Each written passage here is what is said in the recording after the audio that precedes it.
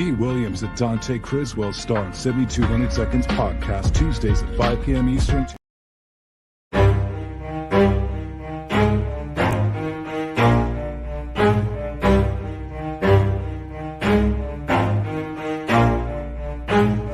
Never stop, I'll get it if I want it. Gotta make to myself a promise. I won't quit, keep going till I got it. I won't give up till I'm on top. Yo, no, I ain't the type to give up. If I do something, man, I do it till I get what I want. I turn a business out of nothing into something I love. I got a poker face, but honestly, I'm not one to bluff. I flip a switch, never miss, man, I always stay up. Don't let them see you, bitch, always have a plan to stay tough. This life ahead of you ain't easy, it was built to be rough. But that's what makes a personality is tragedy, bruh. So keep your head on your shoulders. Now we ain't out here moving rocks, we out here moving. Yo. What is up? And it's me, it's Key, and we're back. We're in the building with another episode of 7200 Seconds podcast. As always, I got my guy, Coach Donte, is always in the building. Coach, what's going on, man? Hey, what's going on? I'm ready to get into the show.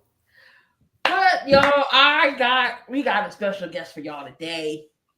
This guy is the man when it comes to basketball, but he knows everything. But basketball is his forte. We got the one and only Con Man in the building tonight, y'all. Con Man, what's up? Hey, first and foremost, Yeah. thank you. Your interview is the bomb. Wow. Congratulations, man. So we gotta go to the chat. Jury's in here. What's going on? B.I. and Earn. What's up, y'all? Appreciate y'all for watching. Again, we got a packed good show tonight. Great topics. But let's get on down to it. We got some headlines and some injuries to go over. Mr. Carson Wentz has a job, y'all. Carson Wentz got a job with with the Rams. Looks like Matthew Stafford's injury might be more severe than they think it is. I think he had a UCL tear or something in his thumb.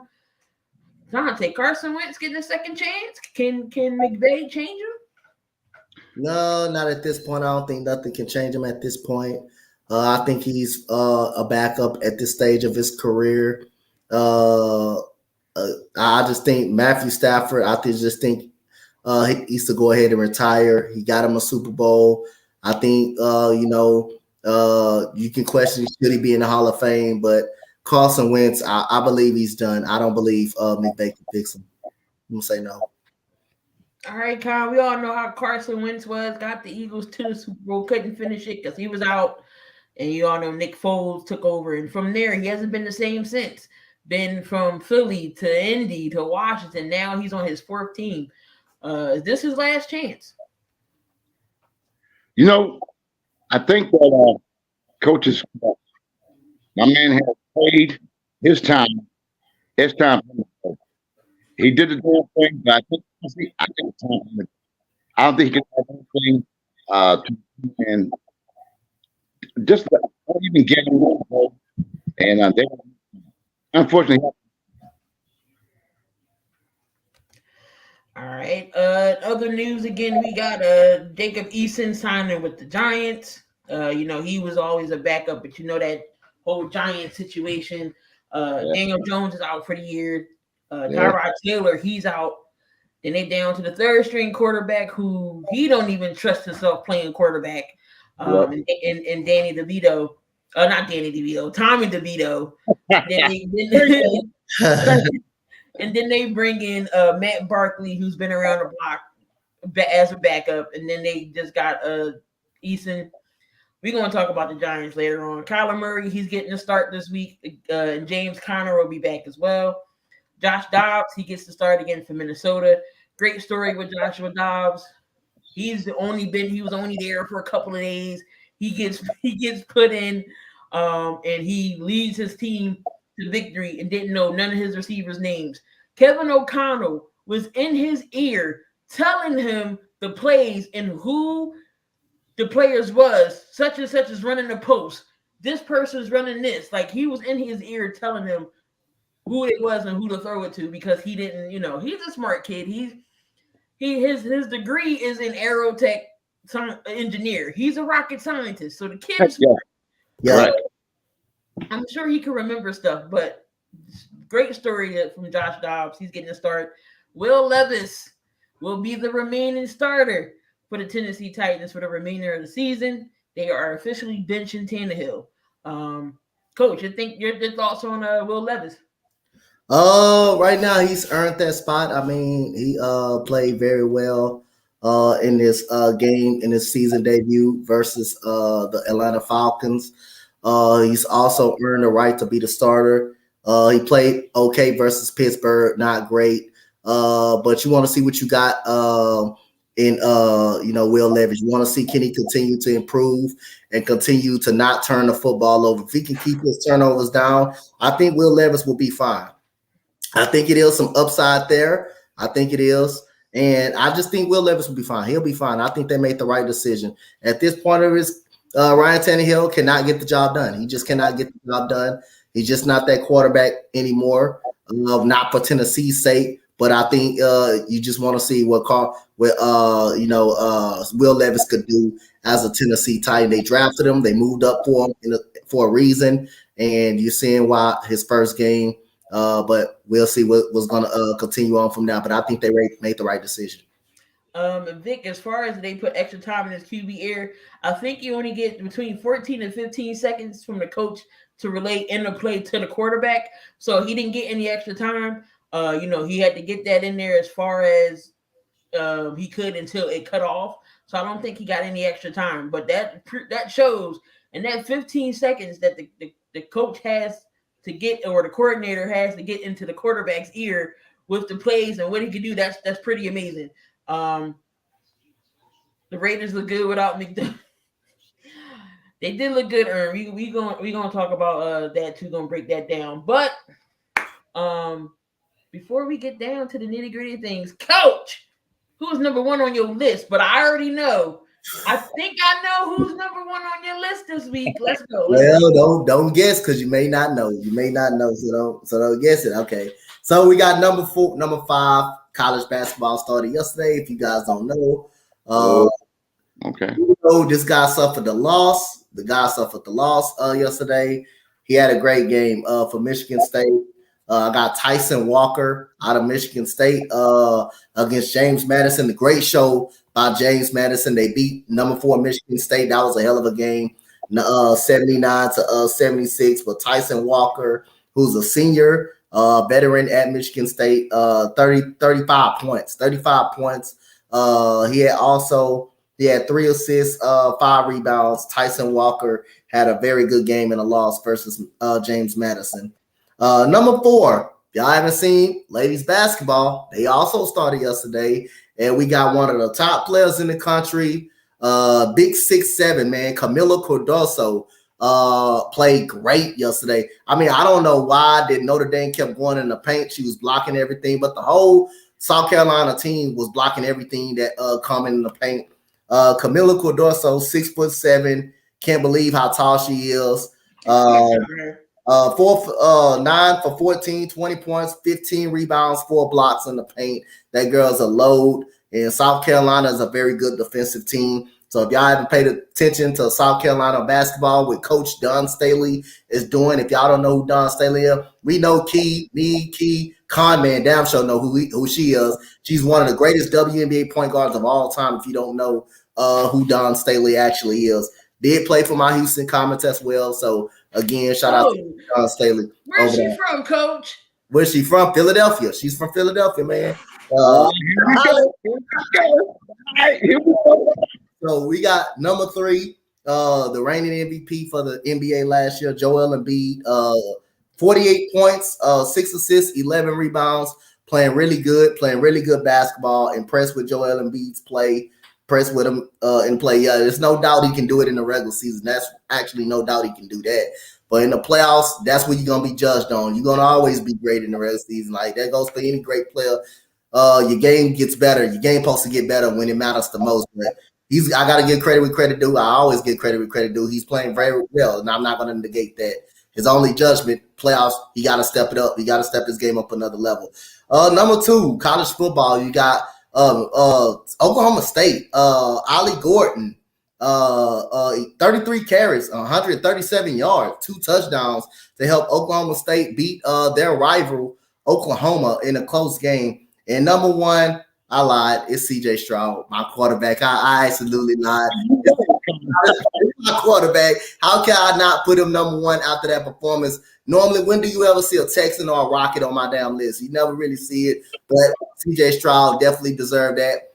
Lit him up for 5 touchdowns, 470 yards. That is a rookie record. Damn, they could have threw 500 yards. But other than that, got to give my quarterback some love, man. Got to give my quarterback some love. So that is the coach's 5 list for this weekend. So congratulations for CJ Stroud, his first time being on this list.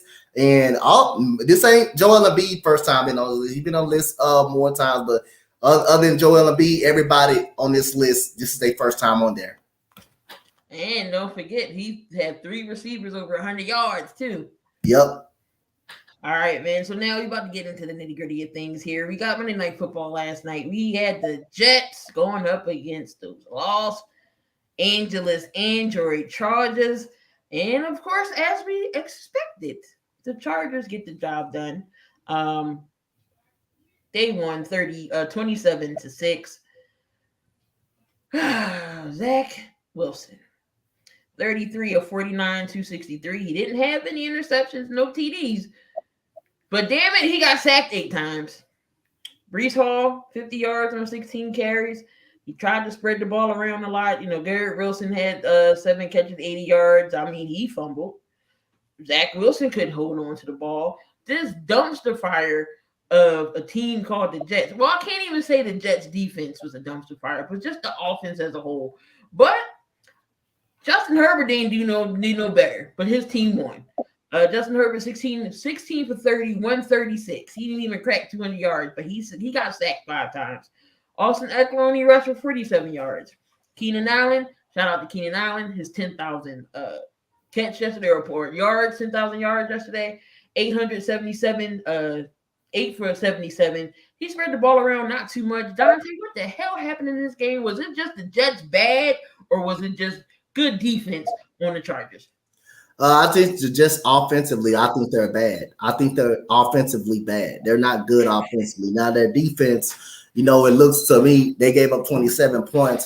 But again, if your offense is so bad to where you can't really move the football, how can a defense stop somebody? How can a defense stop eventually a Chargers team that's going to be able to get out? Now, Justin Herbert did not play well at all. He played like absolute garbage yesterday.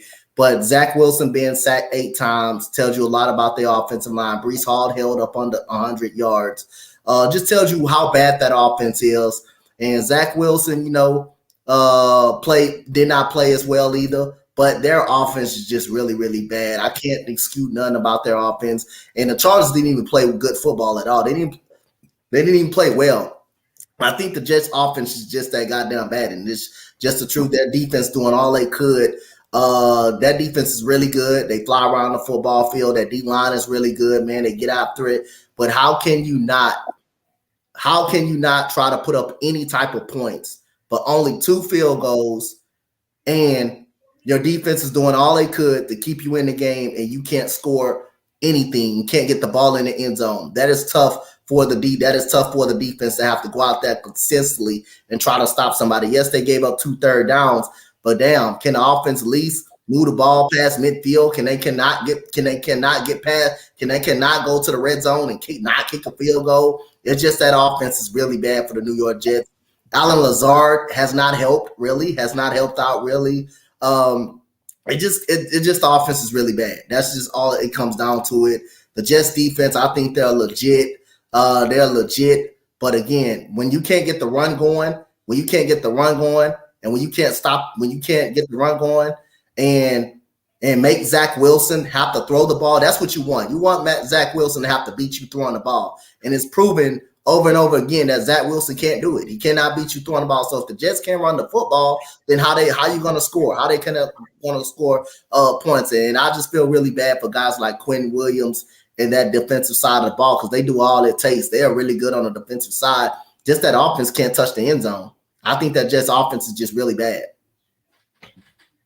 I mean, now you've seen how the Jets been playing.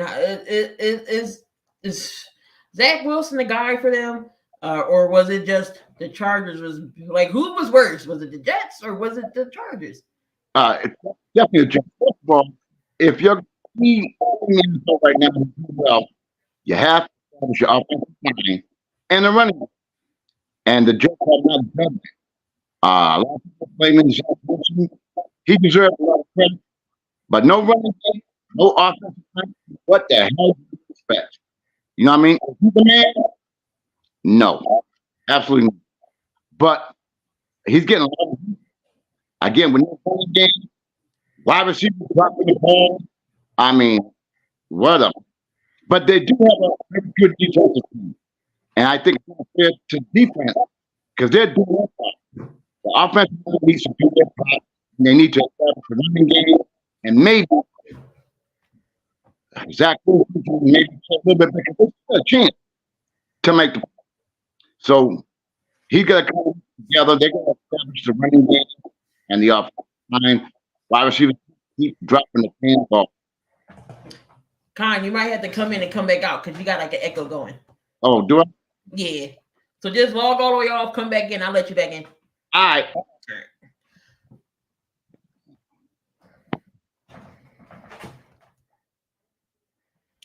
All right. Con's gonna come back in a little bit. Need a second here. Go back. Yeah. I don't know what's up with the Jets. Hold on.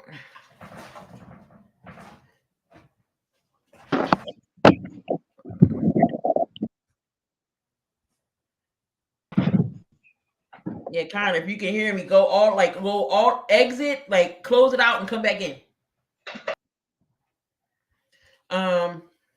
What's going on, Jeff? The Jets are just bad.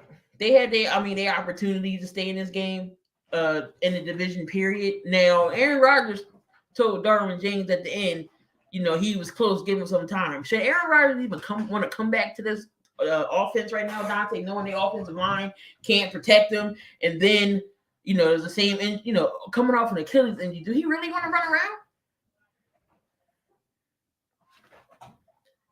Coach, you muted. I don't think he should want to come back. I don't think he should want to come back. I just think he should sit out until he's healthy. Don't rush yourself back. I don't think the Jets are making the playoffs. I really don't think they will. That defense is legit. But again, if your offense cannot score and you cannot run the football effectively, which is you want to do with Breece Hall, you want to give him more touches. But if teams are going to stack the box, they'll take him out, and you don't have a quarterback that can get the ball to a Garrett Wilson or Alan Lazard or nothing like that, then hey, that's easy for you to stop. For defenses, the game plan for that is stop. Nobody's scared of that Jets offense, but what people are scared of is that Jets defense. That's what people are scared of, and to play that Jets defense. But you're not scared at all of the New York Jets and playing their offensive side of the ball. You're just not scared of that. I just think even though the Chargers did not play well offensively, when you're stacking the box like they were last night to stop Breece Hall and holding him up under 100 yards and at best 50 yards, and forcing Zach Wilson to beat you, that's what you want right there. And I think the Jets offense is just bad. I just think they're bad all around. I think their defense is legit. They're really good on defense. I just think their offense is just I just think their offense just is an abomination.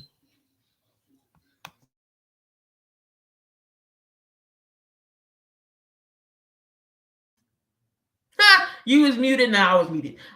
Zach Wilson just bad. He's not a starter. I don't believe he's a starter in this league. Even if you was to give him a decent line and some weapons, I still don't think maybe he can get it done. Would you say put him somewhere else? I still don't think he will be elite. He'll be at this point. Who would you rather have, Jimmy G or Zach Wilson? I would say Jimmy G because he's more proven. That's all. So it's just, I don't know if Zach Wilson has to try to go somewhere else and prove himself, but he's dang going for sure improving himself with the Jets. Not like this. So I mean, it just sucks. Zach Wilson stinks. Point blank. Period.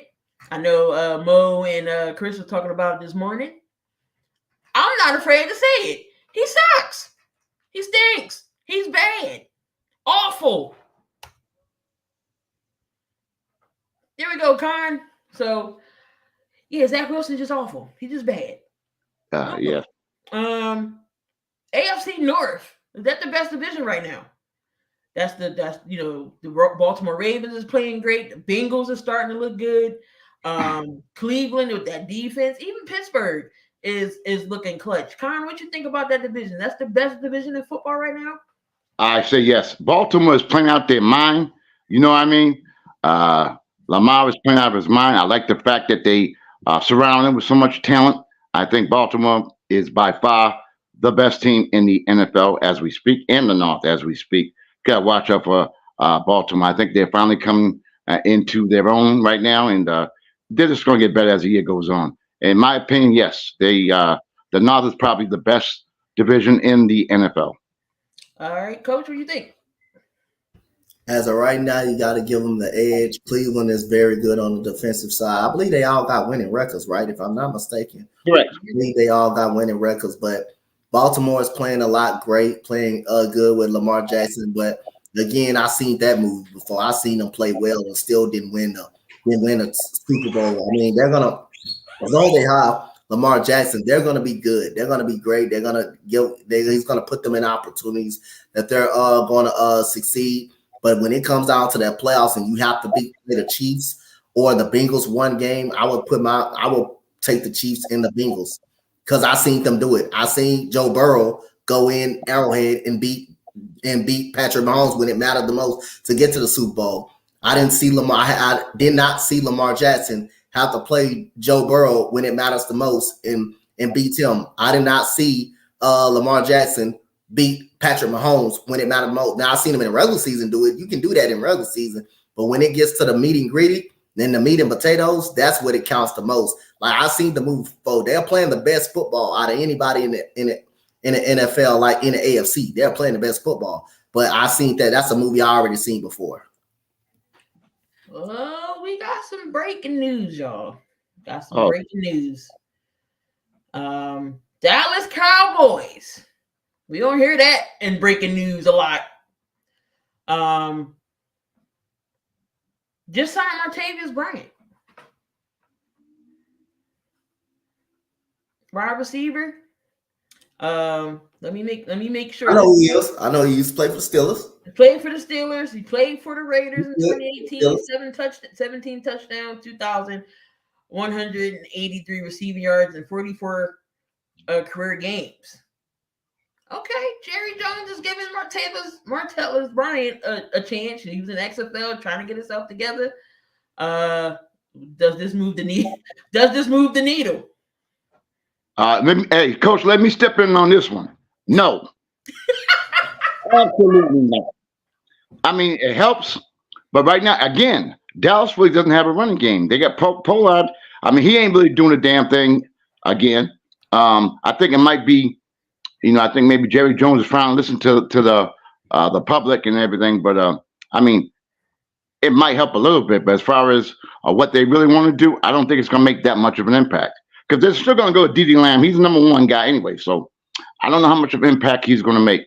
Plus, coming into a whole new system, it's going to take time. We're going to take about 4 or 5 weeks to get accustomed to the play calling, the vocabulary, and I think it's going to be a little tough for him at first, but we'll see. I don't think it's going to make much of an impact.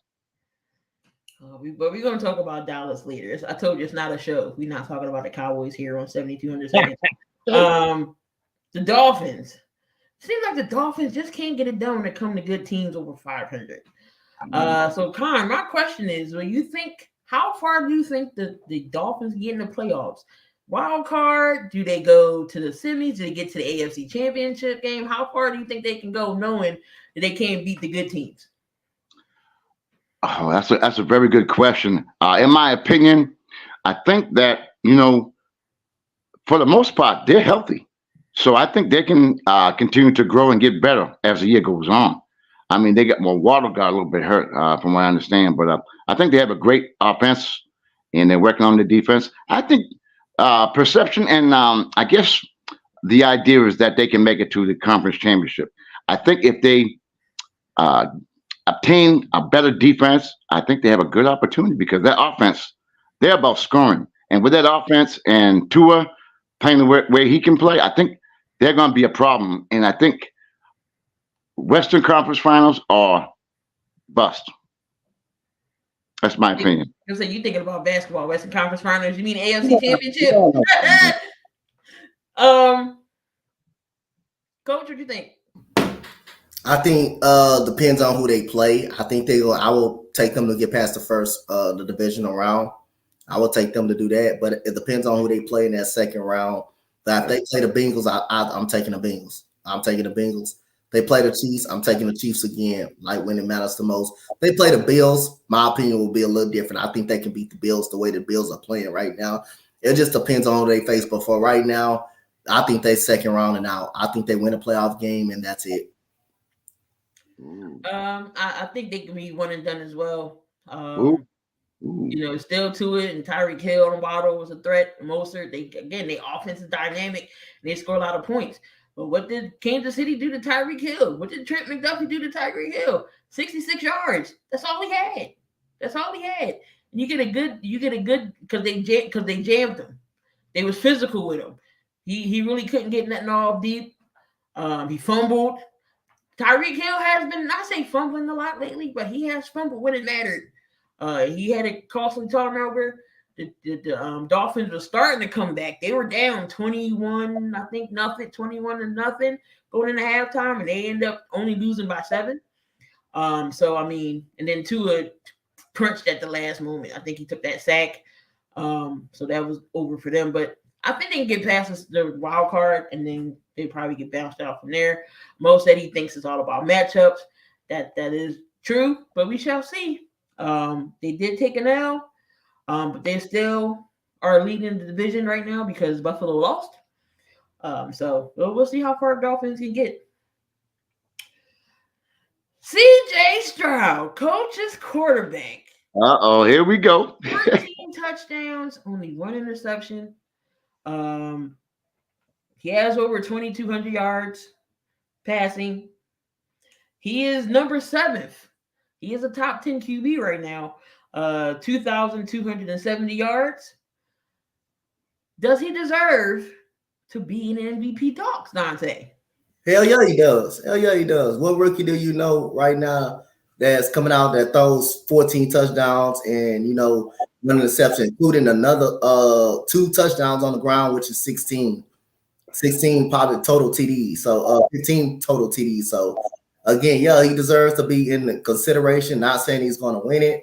Right now, he's playing better. Dak Prescott playing better football than Dak Prescott. Better football than Jalen Hurts. He's not better than Jalen Hurts. Not going to do that. But can I say he's playing better football than him? Yes, I could say that. But that doesn't mean a player is better. I'm not saying that. So don't put the words in my mouth saying, oh, is he better than? Hell no, he's not better than Jalen Hurts. He's not on that level yet. But could he be on there in a couple more years? Yes. Right now, I think he deserves some consideration. I mean, again, what were we missing last year? We lost 8 close games last year. We didn't have a quarterback last year. CJ Stroud, the games that we were losing last year was half of because of Davis Mills. Nico Collins was also hurt. Now you get a quarterback that doesn't turn the ball over. That's smart. They got very good pocket presence. Now you're seeing us win some of these games that we lost last year. Now we're winning them this year. And my only concern, what could we do outside of the division? We're winning up some of those games outside of the division because of the quarterback play of CJ Stroud is so great. I think he deserves some consideration. He's not going to win it, and I don't expect him to win it. But I do expect him to win offensive rookie of the year. I expect him to win that, and I think that's a lock as of right now if he continues to play the way he's played. But other than that, I think he should get some consideration, but I don't think he's not going to win it. But just being in consideration on your first year alone, man, that's great, man. I'm happy for that. So, yes, I say he deserves to be in the consideration. I mean, 1 interception as a rookie.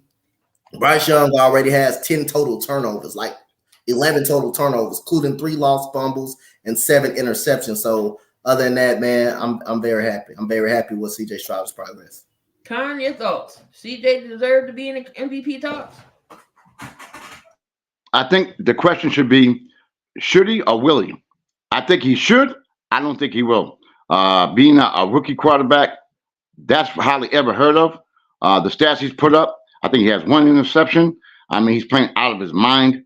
I think in the real world, he deserves it. But I think in the NFL world, I don't think he'll get too much consideration for MVP. But I do think he'll get Rookie of the Year. I think he'll get more praise and props, exactly what he deserves. But as far as that MVP, that is something that is kind of treasured. And you don't see no rookies coming out getting an MVP in their rookie year. Although his stats prove it and what he's done proves it. But I think at the end of the day, the people who make the votes, the people who determine who makes the MVP of the league, I think he deserves it, but I don't think he's going to get too much consideration.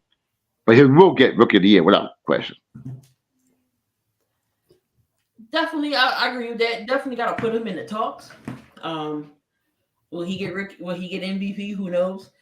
If he keeps playing like this, let's say he gets 25, 30 touchdowns, maybe 2 interceptions, you definitely got to put him in that conversation. And it also depends upon, Key, if you don't mind me interrupting, is how they finish. Because a lot of times that is a predictor of who they vote for. If they're on a winning team, I think that has major input as to far of him getting any kind of consideration. I think it goes by how well the team does as well. And it's not CJ Stroud first test. No, it's not. Pittsburgh, that was a test for him. They defense. The Saints, their defense was a test for him. The Ravens, this will basically be his 4th test for him. So that's not his first test that you've seen of him this year. No, it's not. All right. So we all know the Eagles did play the Dallas Cowboys on Sunday, nail biter of a game down to the end. Eagles pulled it out. They become 8-1, best record in the NFL. But has the Eagles wrapped up the East already? Donte, your thoughts on that? The Eagles wrapped up the East. I think they won the East, but like I say, I'm not going to give them the East right now. I think by them being 81, I think they'll win the East. They'll obviously win the East, but I wouldn't say they wrapped it up already. They still got some tough games. They still got to play Dallas again. They got to play Buffalo. They got to play Kansas City again. We shall see. I think they'll win the East. I wouldn't give it to them, crown them right now. Con, your thoughts? Eagles won the East already? Absolutely, because you know something, they haven't played their best ball yet. They haven't really played. Oh, I got to watch up because y'all Philly. They haven't played their best ball yet. I think they have a lot to improve, and I think as the season goes on, and we got to remember, Hurts is playing with a bad left knee, if I'm correct. So when he gets healthy, I think that's going to establish the options that he has, which is running as well as passing. I think they get all the pots in place. I think they're going to be very dangerous as the year goes on. Yes, I agree that definitely. Well, a question. I'm not saying crown the Eagles yet. We still got some games to play. Yep. This stretch of games after the bye is not easy. KC, Buffalo, Seattle, 49ers. Then we play the Dallas again. No Dallas Goedert probably until the Dallas game. He's out with a fractured arm. Secondary hasn't been playing like poo for the last, for a minute, but we finding ways to win games. It's going to be a struggle for the secondary playing the way they playing up against a Buffalo, a Kansas City, a 49ers team that gets the Deebo Samuel's back, and he just added Chase. So we'll see how it is. But no, what happens is they always find a way to win. They're winning ugly, but they always find a way to win. So imagine when they start playing better. That's just food for thought. All right, the Giants. We all know the dumpster fire that the Giants is right now. I believe they are 2-7. Tyrod Taylor, he's out for a while. Daniel Jones is out with an ACL. Mm-hmm. Will the Giants draft a QB this year? Well, next year. Okay. They have no choice. They have no choice. They got to do something. Unfortunately, they still owe Jones so much money. And it's unfortunate that he got hurt the way he got hurt, but they have no choice. I mean, they should have did the damn thing prior to that instead of paying this guy $40 million a year, if you ask me. But they put all that money into him, so they got to either suck it up or maybe depending upon how they end up during the season, what kind of draft picks they can get to maybe transfer them over to former or maybe better picks. But absolutely, because Jones is gone. What they're going to do? They have no choice.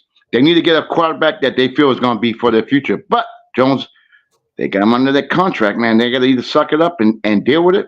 But to answer your question, absolutely. They have to get a top-notch quarterback that can be with them for 10, 15 years. Donte? Like Conman said, they have no choice. But can you really go into a season with Tyrod Taylor and Tommy DeVito? Can you really do that? 2-pack of ass.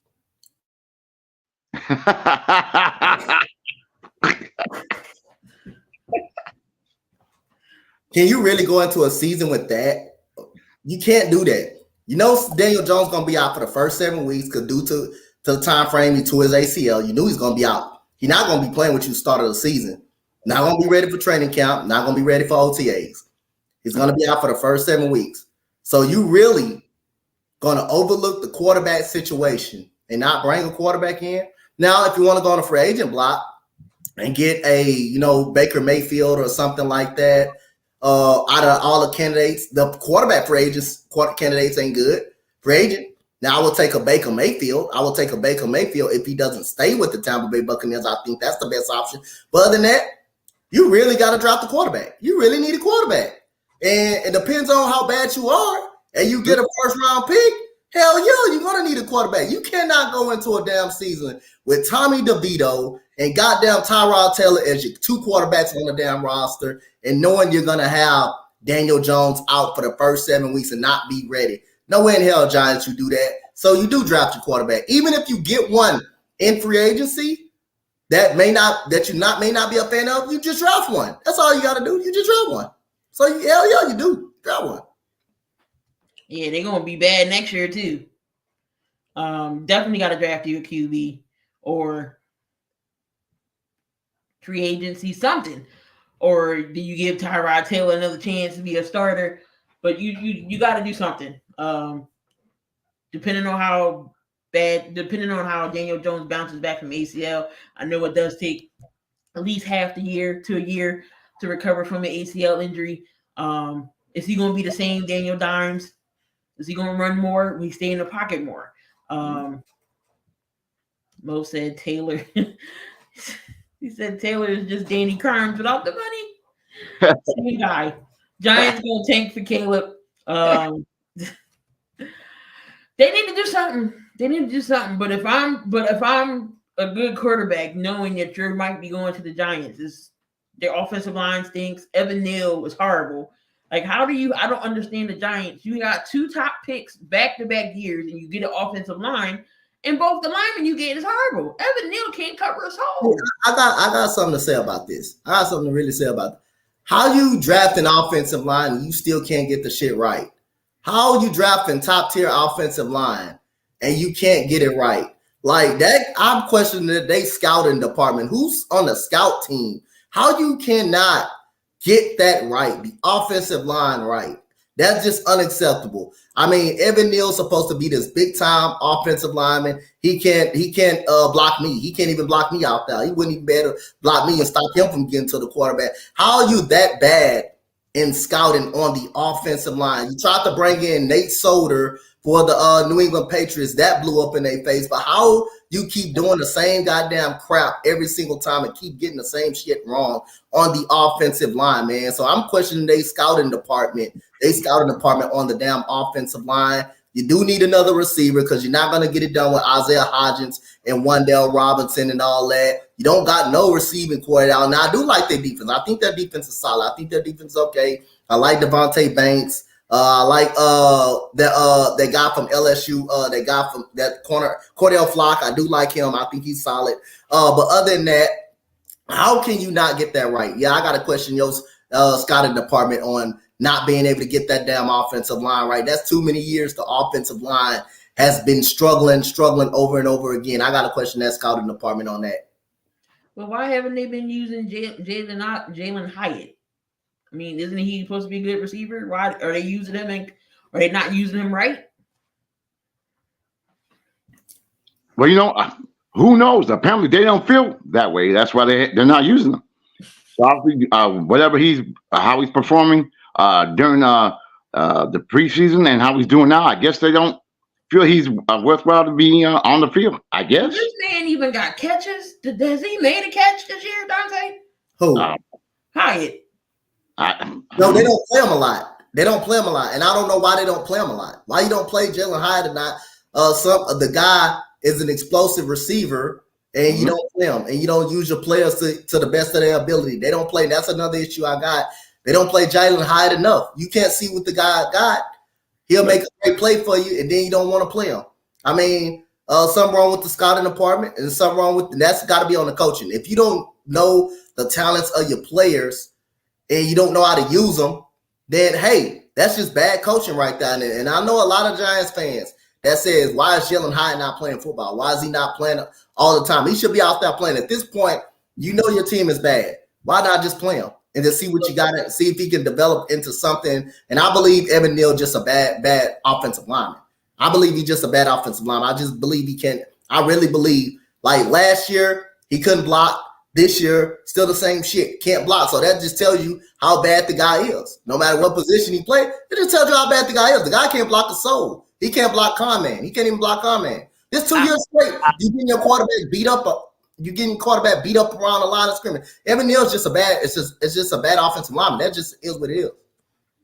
So is that on Brian Daboll for not putting in Hyatt to know what his abilities is? That's on the coaching staff. If you're not using the players to their ability, and you know this player, how good this player is, you know this guy got speed, that's on the coaching staff.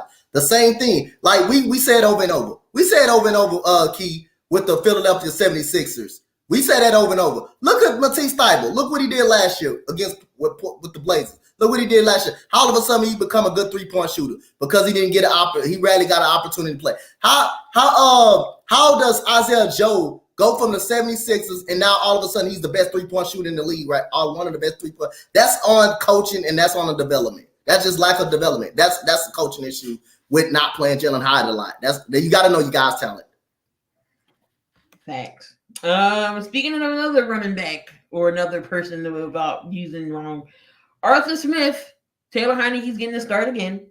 Arthur Smith, we all know Bijuan Robinson got drafted there high.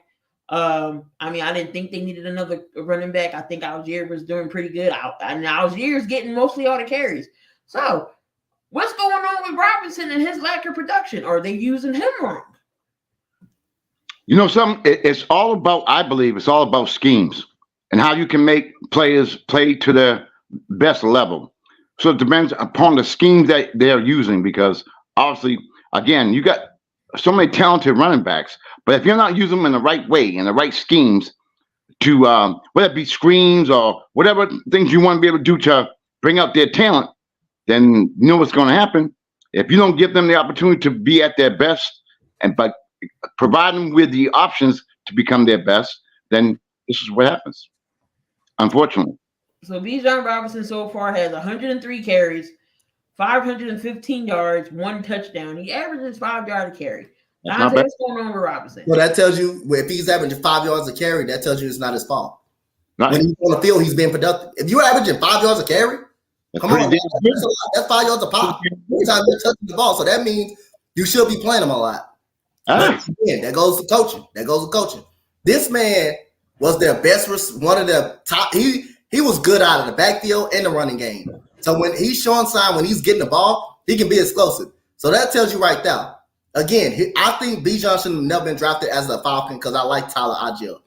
But if he's averaging 5 yards a pop, that should tell you to get the goddamn man the ball because he's getting 5 yards every time he touches it. That just goes, again, coaching staff don't know what the hell they doing out there. And he was right. He should have been benched Desmond Ridder. After the Texans game, and he had that stinker, been having them stinker 2 weeks, he should have been benched. He should have been benched Desmond Ridder. He already showed you he wasn't good. So now all of a sudden you want to go to Taylor Heineke and you still lose a game. That's on Arthur Smith. That's 100% on Arthur Smith. You got a guy averaging 5 yards a carry, and you're not using him. That's on the coaching. That's on the coaching. So here's Algier's stats right now, and going into this year. So 116 carries, 371 yards, 3 touchdowns, and he's 3.2 a carry. Make it make sense, y'all. So who's the better back? Who's been the better back? Bijuan. Okay, he should be getting about. That's what you go with. I don't mind Tyler Algier stepping in. If Tyler Algier is going to be games that Tyler Algier running the ball effectively, then I don't mind that. But Bijuan right now is proven to be the better back, and now all of a sudden that you don't want to give him the ball. And every time he touched the ball, this man averaging down there 6 yards a pop. How can you go away from that? That's just unacceptable as a coaching style. Which is, like I say, I don't think Bijuan should have been drafted in that situation at all. Ernst and imagine Bijuan, San Fran, Baltimore, Seattle, KC, Dallas, Buffalo, etc. There you go. Mm-hmm. Absolutely. That's crazy. All right, y'all. Keyshawn Johnson. Y'all already know who Keyshawn Johnson is. He's on Undisputed with Skip Bayless and Michael Irvin. And we all know how biased Michael Irvin and Skip Bayless is when it comes down to the Dallas Cowboys, because that's their team, right?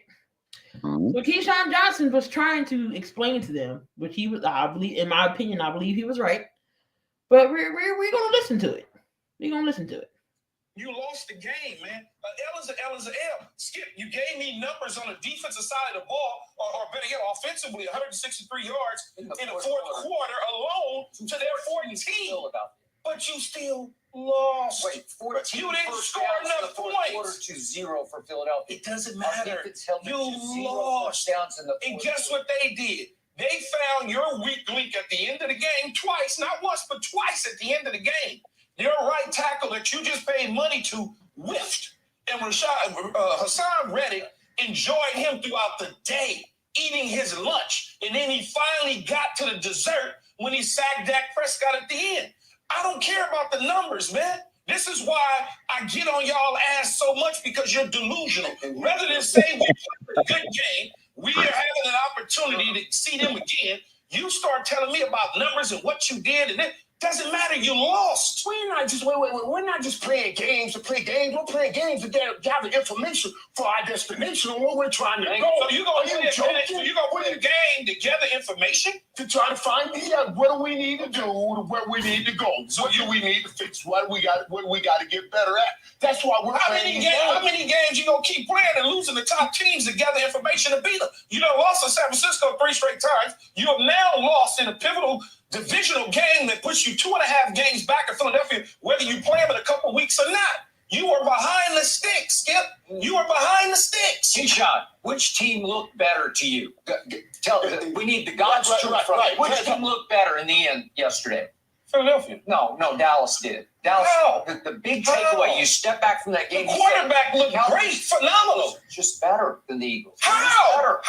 I just gave you all. You lost. You went up and down the field. When they needed to hit Devontae Smith for a 6-pack, they cashed in. We went 71 yards in 13 plays and got 0 points. We That's had your fault. 1st and 10 at the 31 and got 0 points. We had it 1st and 5 at the 6-yard line and got 0 points. If we cash any of those, if we have the foresight to take field goal, we win the game.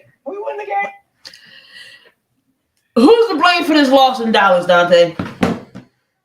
Well, like Keyshawn said, you can blame it on the right tackle. Like you can blame it on Shoemaker for falling down on the end zone before catching the ball. You can blame that. You can blame the offensive line for self-destructing against Hassan Reddick. I believe Dak Prescott played a great game. He played again, he stepped out of bounds. He stepped out of bounds. He did step out of bounds, but I believe, to be honest, I think he outplayed Jalen Hurts. I thought he outplayed Jalen Hurts. He had a better game than Jalen Hurts did. But other than that, it doesn't matter. You still lost. You're still behind the sticks. I thought some crucial penalties was in that game on both sides, but no doubt Philadelphia is the better team. And I thought Dak Prescott, played a good game, but again, when Dallas loses, you're gonna look at Dak Prescott saying, he just didn't get the job done because he has not got the job done every time he was in position. But this game, I can't just blame on Dak Prescott, man. I thought he played as good as he could play outside of, stepping out of bounds for the 2-point conversion and, getting sacked and not throwing the ball to the end zone. You can say that's on him, not throwing the ball short of the end zone when you got to go to the end zone. But then I thought Dak Prescott played a good game. I thought he played a good game. Con?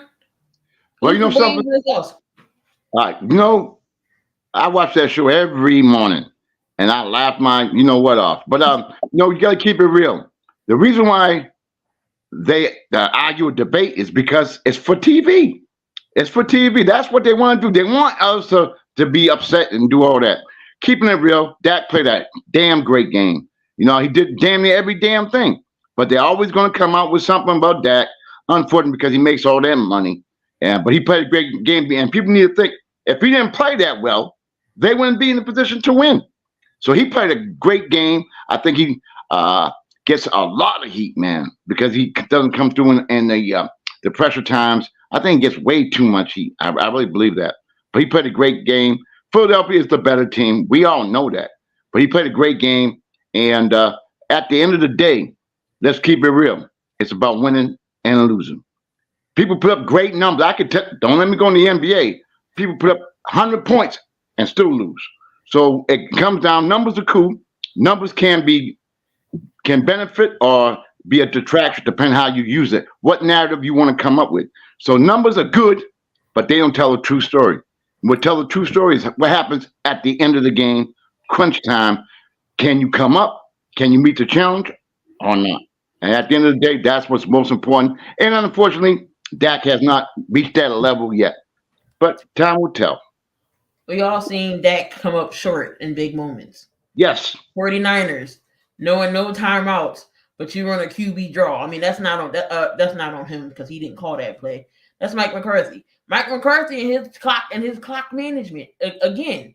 After he got sacked and they rushed, they running up to the ball. I thought, in my opinion, Dallas could have spiked the ball to gather themselves, get themselves together, think what they're going to do on the next play. Honestly, God forbid, if they would have did that, could they have a punch in the end zone? You never know. But they rushed it. And what happened? Nothing. I think Dak took the sack there again, or was it delayed game? I forget which one it was. But in that instance, Dak could have spiked the ball, regroup, because you didn't have no timeouts. Do you blame McCarthy for going for it both on fourth down? One, you had Dak, you had the Shoemaker couldn't get in, and then there was another time that he didn't get in. So that's 6 points. Instead of kicking the field goal, that's 6 points. You would have been up. Do you fault Mike McCarthy for going for it both times on fourth down?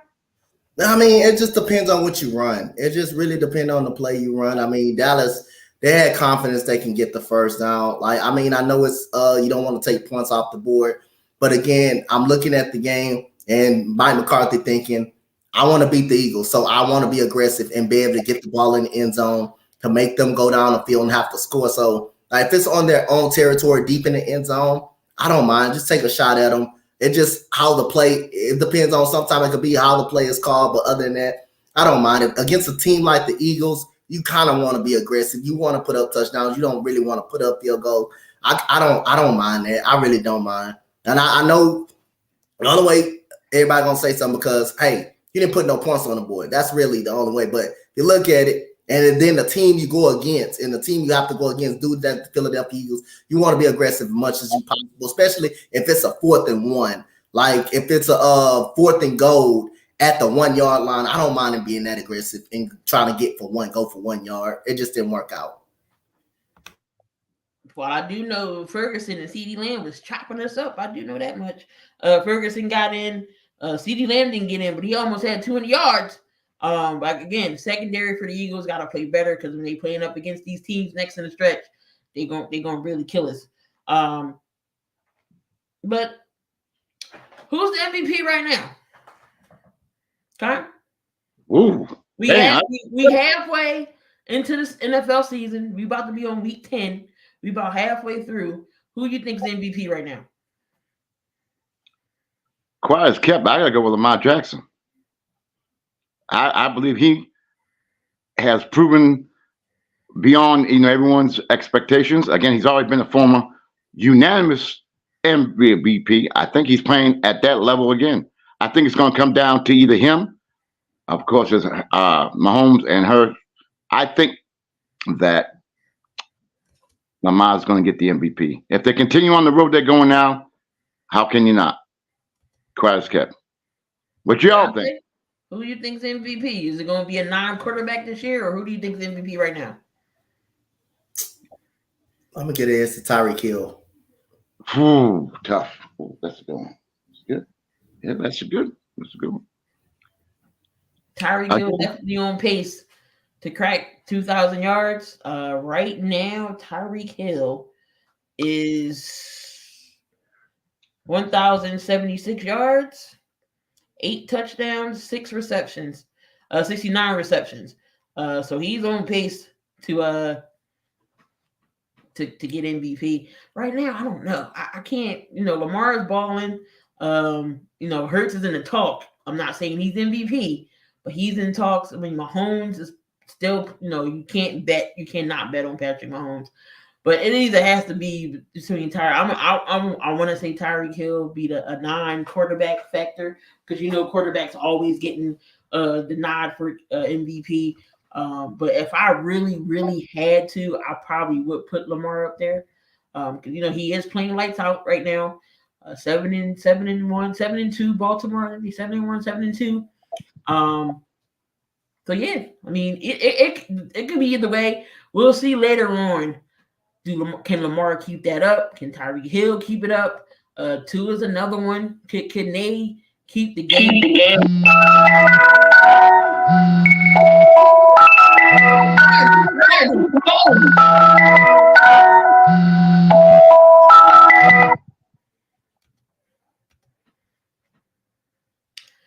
All right. So right now, the latest draft order, and this goes, the top 10 is right now, the top 10 for draft is, of course, the Chicago. No, it will be Arizona. It'll be Chicago 2 and 3, because they get the Panthers first round pick. You got the Giants at 4, New England's 5, the Rams is top 10, they're 6, Green Bay, Denver, Tampa, Tennessee will be your draft order right now. If let's say that the season ended.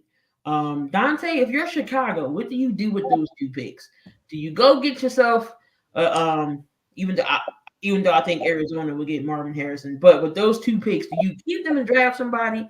Do you keep one and try to give away the other one for a star player? What do you do if you're Chicago? If I'm Arizona, I'm taking I think Caleb Williams is gonna be the number 1 overall pick. I think he's gonna be the number 1 overall pick. I think they're gonna really try to do something with Kyler Murray. I know the money, they paid him, but I really think they may go in a different direction with Kyler Murray. I think they're gonna find a way to trade, Kyler Murray, and they're gonna draft Caleb Williams. I think that's what's gonna be a scenario. Marvin Harrison Jr. could be a scenario that they go as a wideout, but for Chicago, it all depends on what they want to do with Justin Fields after this year. So what Chicago can do, if they trade away Justin Fields, they're going to go quarterback. But I think Chicago also is going to draft Marvin Harrison Jr. So they would get their quarterback and Marvin Harrison Jr. Or do they get Marvin Harrison and put him with Justin Fields because they had chemistry? Do they go out and get an offensive line? Do they target somebody else in the trade? Do somebody try to move up? Do another team try to move up? I think another scenario that can happen, you get Drew Alt from Notre Dame, or you get Marvin Harrison Jr. Since they got back-to-back picks, right? They got 2 and 3. You get an offensive lineman and Drew Alt, and you get Marvin Harrison Jr. What do you think? Do Chicago need to use their draft picks, or do they need to, try to deal one? What do you think? I think they're in a great situation either way. I think they're going to take the time to find out what's the best route for them to go. But I mean, they get the opportunity to make it right. When's the last time Chicago had a named quarterback? Think about it. So I think that's going to be to their ways that they definitely need a substantial quarterback. So you can look at it from that point of view. They haven't had one. You know, Justin Fields, he has that potential. Now, maybe if you put him with a Harrison Jr., he might be a lot better because you're surrounded with that kind of a talent, and that can make or break a quarterback. So I think they're going to find out and take the time. I mean, there's no rush. I think they're going to find out what their options are, and they're going to hopefully make the best decision because Chicago has been invalid for so many goddamn years. It's time they do the damn right thing. So hopefully they'll take the time and do it the right way. And whether that be giving picks or obtaining, I think they're going to do whatever is necessary to make them relevant because they haven't been relevant so many damn years. Shout out to my guy, Jake. Jake will be back to doing the street sport, the sneak. We love you, Jake. Talk show. Jake just got married a couple weeks ago, and he's in Colorado now. We love you, Jake. In Vegas. Love you, man. He's in Colorado now, so he's out of Vegas, but he will be back soon.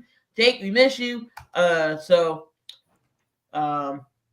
Chicago better get a wide receiver and an O lineman. Ern says Justin Fields to the Raiders. Y'all need a QB. Well, I mean, gotta see what you got. Ain't no Connell, Ern. You got ain't no Connell, man. You got your boy out of Purdue. Bears need to build out the roster around Fields. Moving back, maybe Wise from one of those picks. I mean, a team might bite. Matter of fact, you know what? I'm gonna say this right now. We need to get that clip on Mo and save it in this thing. That way I can play it. When he said Jordan Love not very good. When me and him said Jordan Love is not very good, not a good quarterback. I love that, man. Shout out to my boy Mo, man. I love you, Mo. Love you, man. He said it's hard to root for O'Connell. They gave him 4. Okay, because he got Derek Carr's old number. All right, let's do picks and predictions before we move on to some NBA because the NBA is getting pretty good now. We're gonna run through these real quick. Week 10. We in week 10, y'all. We just was like, oh my gosh, we can't wait for football. Football's halfway over. We got the pair. Oh my God, why they put this on Thursday night? The Bears and the Panthers. We all. Oh man. Who you taking, John? You got the Panthers or the Bears? Damn. Shoot, man. Damn. He can't even to me, man. So bad. On a Thursday night, shoot. I'm gonna go Panthers. Coach. I'm not gonna watch the damn game anyway, so I'm gonna go Panthers. You know what? When we and I'll pick them. I had a hard time really picking that game, to be honest, man. I'm not gonna watch the game. But like, do I gotta pick this game? Really? Can I pass? Oh my God. Really pass on the shit bowl, please. I got the game in the pick. I picked it already in the pick 'em. I just want to pass. I can't do it right here. I really can't. I got the game in the pick. The 1-7 Panthers versus the 2-7 Bears. You know what? I'm going to go Carolina here. We got the Colts and Patriots is a 9:30 game, so we got to wake up to this game at 9:30. They're in Germany. Who we taking? I'm taking the Colts. You got the Colts or who you got? Hey, I'm 20 minutes away from Foxborough. You know I'm going with the Colts. Absolutely. Yeah, give me the Colts here. Hey, is it possible? Can we send NFL a message instead of the Bears and the Panthers being on Thursday night? Can we put my Texans and the Bengals on Thursday night? Can we put Thursday night? Damn, NFL, come on, NFL. Damn. Like through week 10, like when they schedule the games, they don't know what teams are going to be this bad. But I think the NFL should be able to call an audible or something, knowing they see the lineup. Yes. Knowing they see the lineup, and they like, do we really want to watch this? They could have put this game could be on Sunday, and they could pick up. They could pick something like, you know what? The way CJ Stroud is playing, you mean to tell me the way CJ Stroud playing, you can't go ahead and say, no, we're not gonna. No, many people not gonna watch this game, so we'll just go ahead and put CJ Stroud in Joe Burrow versus Joe Burrow on Thursday night. On a Thursday, I wouldn't mind if they did that, but like I say, man, we gotta watch the shit balls. Who you taking, Donte? Your Texans or the Bengals? Ooh, I'm taking the Bengals. They're a better team. I'm taking the Bengals. Con, who you got? I gotta go with my man, the Bengals, man. The way they're playing right now, Joe's healthy too. I gotta go with the Bengals. I mean, it's possible we might not see Jamar Chase in this game, but they still got T. Higgins, Tyler Boyd, and those guys. Ooh. I want to say upset, but I'm gonna go with Cincinnati, and I'm gonna be mad if the Texans win. Jordan Love in the Love boat. Jordan Love just ain't that good against Kenny Pickett and the Steelers. I'm taking the Steelers at home. I'm taking the Steelers. Con? Steelers all the way. I don't think Jordan Love can do anything up against TJ Watt and those boys. So I'm gonna take the Steelers here. The Titans in Tampa. This might be an okay game. Both 3-5. I'm taking Tampa at home. Okay. I'm going with the Titans. I think Derrick Henry's finally getting into his own rhythm. I think they're running the ball a little bit better. I'm gonna go with the Titans. Last two times I picked the Titans, they sold me. So hey.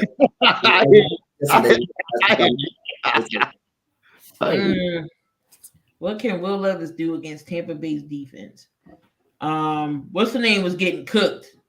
Who's number 24 on the Buccaneers? But that's Carlton Davis who got cooked versus he was getting cooked. And you know what? The Titans sold me last week too. I'm gonna give them another chance. If D-Hop can torch Carson Davis, it's gonna be a wrap. I'm going with the Titans here. Browns and the Ravens. Browns and the Ravens. I'm going for the Ravens at home. Woo. Hey, but guess what, Jerry? We showed you how to beat the Steelers, though. Y'all didn't beat them, so hey, we showed you how to beat them too. Who you got, Con? I think it's going to be a tremendous defensive game. I mean, Myles Garrett's playing out of his goddamn mind. But I got to go with the Ravens. I think Ravens are going to pull it out. But it's going to be a very low offensive game. I think the defense is going to shine, and I'm going to go with the Ravens. See what Lamar can do. I'm gonna go Ravens too. 49ers and the Jags. Connor, you got? You know something? 49ers have been losing too damn much. They're starting to get healthy. I think it's their time to come back. I'm going with the 49ers. Who you got, Coach? You know what? I was in between on this game, and I'm looking at Trevor Lawrence and the Jaguars. The Jaguars have been winning without Trevor Lawrence being even good. Trevor Lawrence have not been good. But Brock Purdy, on the other hand, he has been just as bad. Yep. I'd rather go. I'll take the Jaguars at home, but I'm not confident about that pick. But I will stay with my pick just because I love to stay with my pick. I'll say the Niners bounce back. They're not going to lose 4 in a row. I'm going to take the 49ers. We got the Saints and the Vikings. John, who you got? Man. Hey, with Kamara doing the damn thing, I'm going with the Saints. I got the Saints also.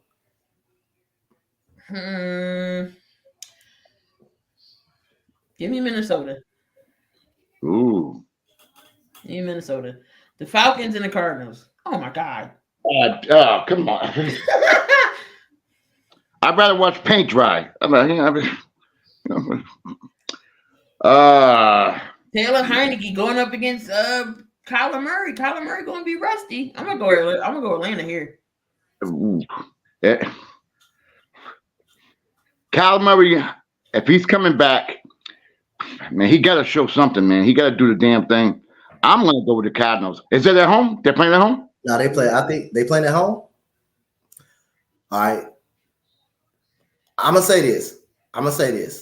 And I want y'all to hear me loud and clear and get me on tape and get your clips and have it ready. Have it ready. But just in case if this happens, all right. So put me at the front of that screen right now, Miss Key. Put me at the front. So I want this to be heard loud and clear when I say this. If the Falcons lose to the Cardinals, I don't give a damn where it's at. I don't care where it's at. If they lose to the Cardinals and Jonathan Gannon, Arthur Smith should be fucking fired on that damn sideline in the middle of the field if they lose that game to the Arizona Cardinals. I'm saying it on record. You had your opportunities, Arthur Smith. You played with the quarterback situation for so damn long when you knew Desmond Ridder is not a good quarterback. You waited so long to bench him. You lose, you give up a lead to the damn Vikings and Josh Dobbs, who didn't know what the hell his team, nothing about his goddamn teammates. If you lose to the Arizona Cardinals, which is you on your last leg, you should be fired immediately on the football field as the moment that clock go down to 3 zeros. That's my message to the Falcons. If the Cardinals ends up beating them, he should be fired right there. He shouldn't even be going onto the plane. He should get on the plane. He shouldn't even get on the plane. He should stay his behind right there in Arizona. He should stay his ass right there in Arizona and not get on the plane. And the GM need to get on the phone with him and say, your ass is fired and you're getting a pink slip if that happens this weekend. Coach then said it there. Clayton Tune is not starting. It's going to be Kyler Murray. Kyler Murray is back. He is starting this week because Clayton Tune couldn't get the job done last week. Murray's back. Leave him right in Arizona. Don't even let him get on the plane. Don't let him go back into the locker room. He can go on a plane, just not with the team. He can go on a plane home. Arthur Smith, I think this might be your last leg. You don't know what you're doing with the running back situation. You got Kyle Pitts and Drake London there who, are good pieces for y'all. Taylor Heineke spread the ball around last week to Jonnu Smith, who was irrelevant. So he can get the ball around to people and Desmond Ridder can't. But anyway, moving on. I got the Falcons here. The Chargers and the Lions.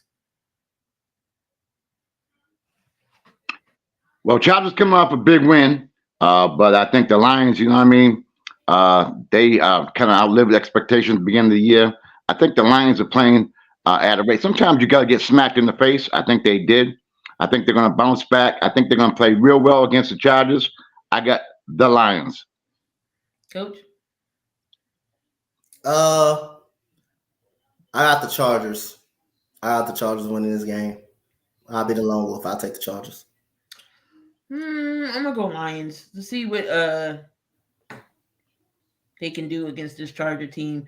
Again, if they can get to Justin Herbert, how the Jets got to Justin Herbert, then I can see the Lions winning. Next game, Cowboys are winning this game. I'm not even gonna ask y'all who winning this game, Cowboys or the Giants.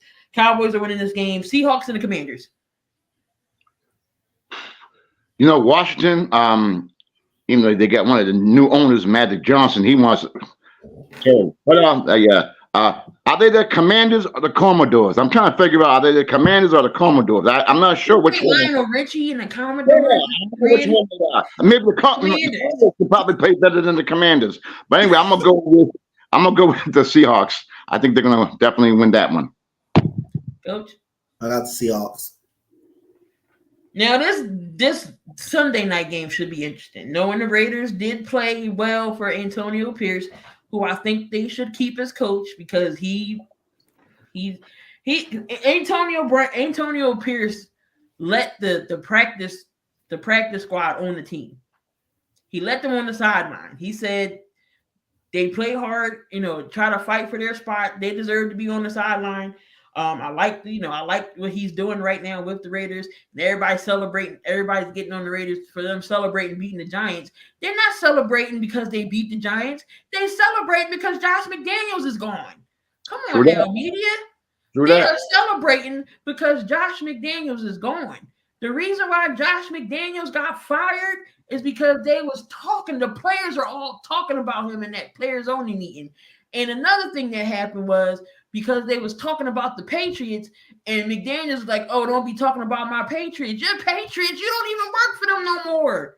You don't work for them no more. And Robert Kraft, if you are serious about firing Belichick, if the Colts lose, you better not hire Josh McDaniels again. He better not have another coaching job in the NFL. But I'm taking the Raiders here. The Raiders can beat the Jets.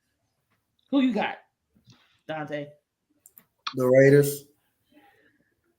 Zach Wilson fucking sucks. He's an ass. Zach Wilson is garbage. Who you got, Con? Hey, coach just kept it real. I got his back on that one. That's easy. Yeah. Do you know what Zach Wilson is? That's terrible.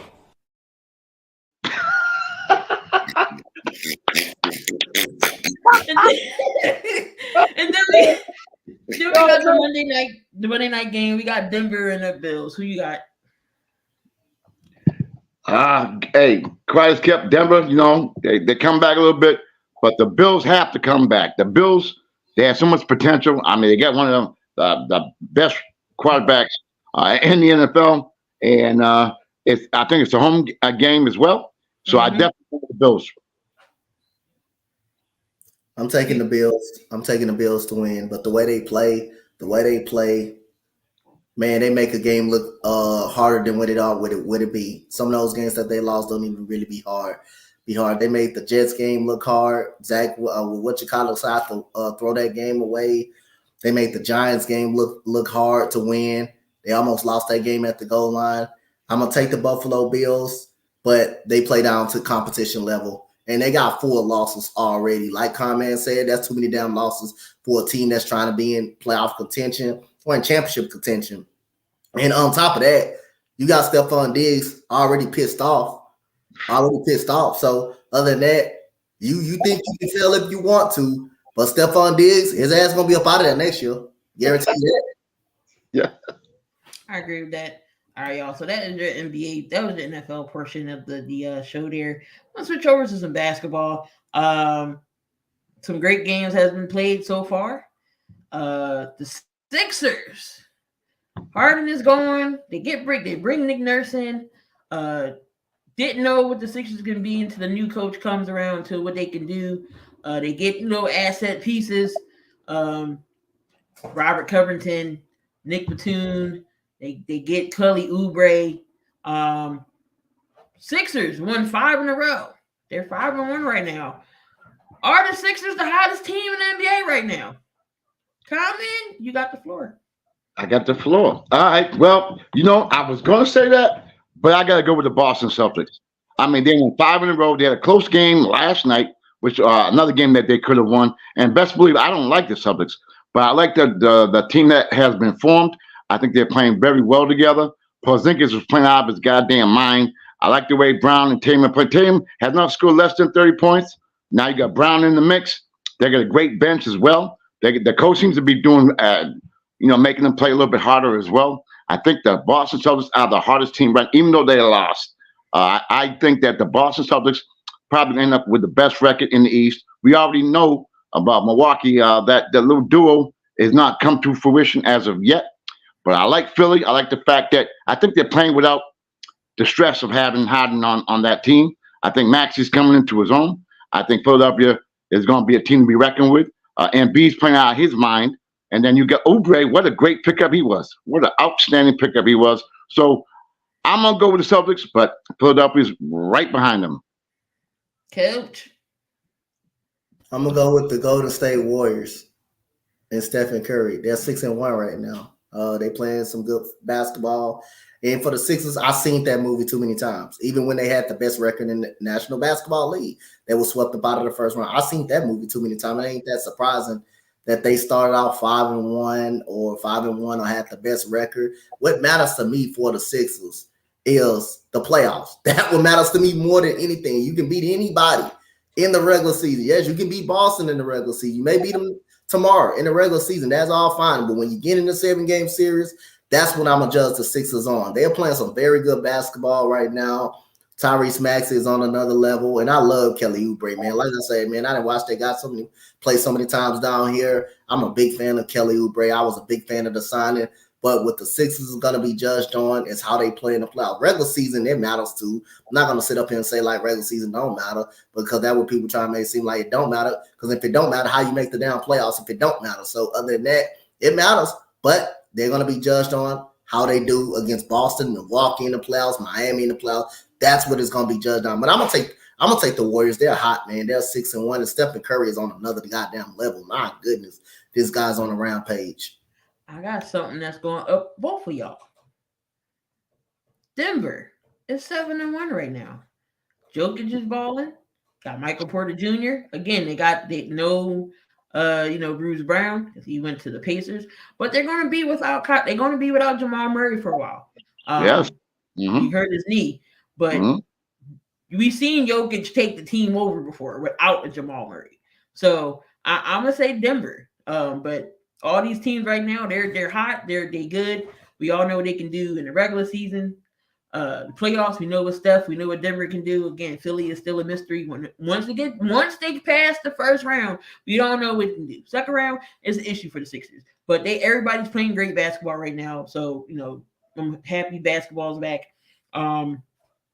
Can I ask you all a question? Right now, who do you think is your surprise NBA team, even though it's so early?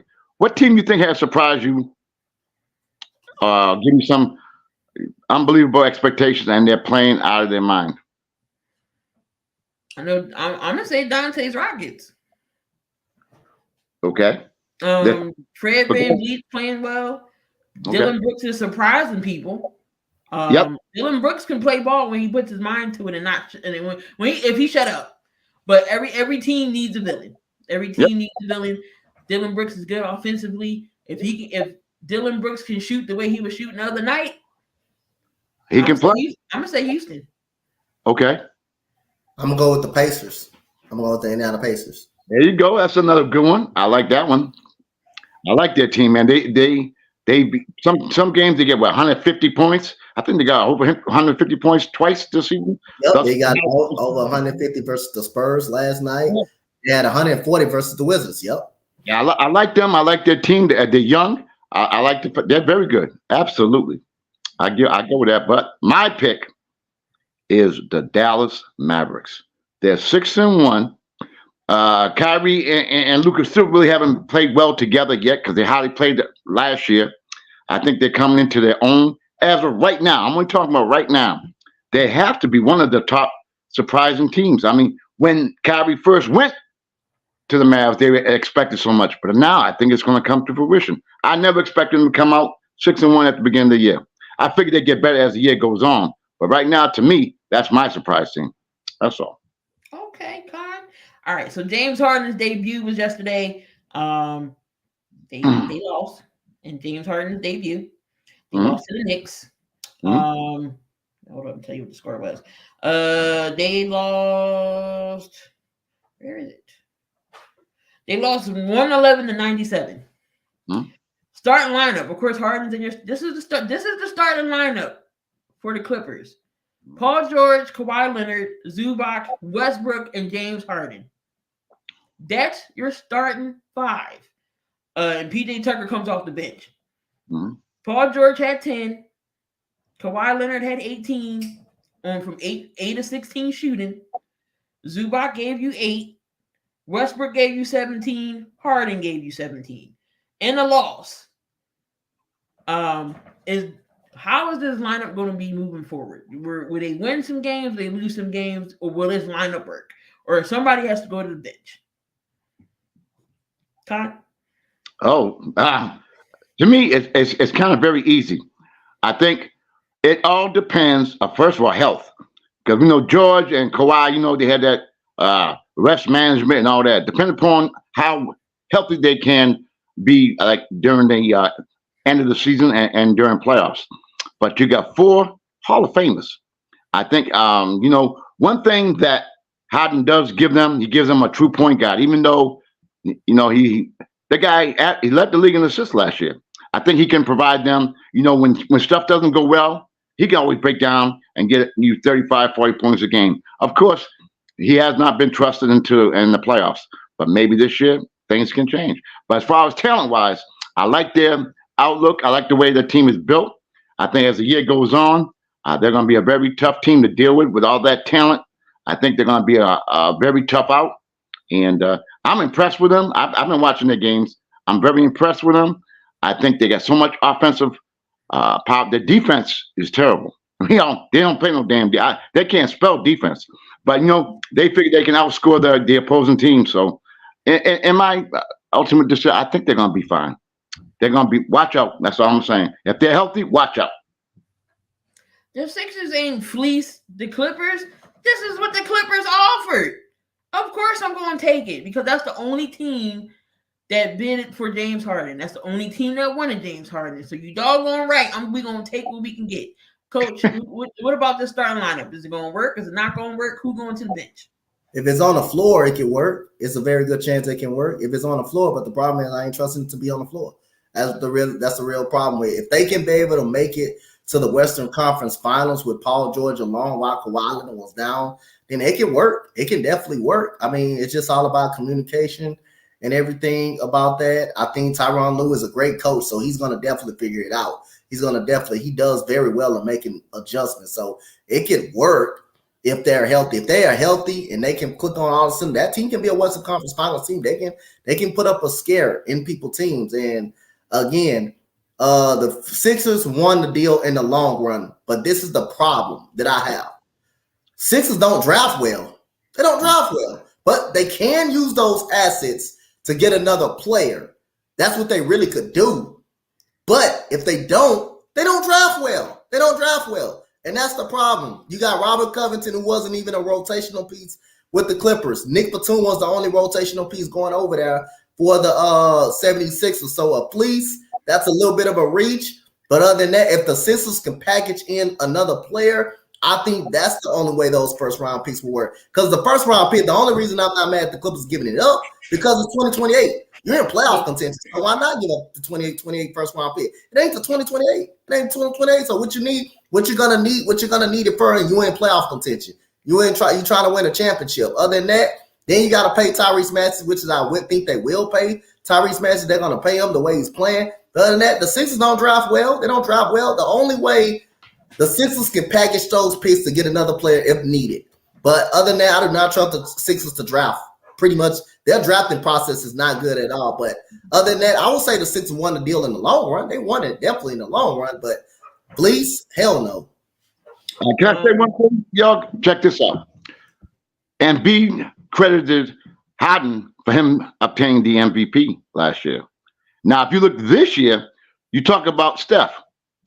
You see the impact that Chris Paul has made. So what I'm saying is the point guard is so important to the rest of the team. That's why I think Harden, by going to the Clippers, you're going to see the other players get a lot more easier shots because he's going to spread the floor. You got to still watch out for him.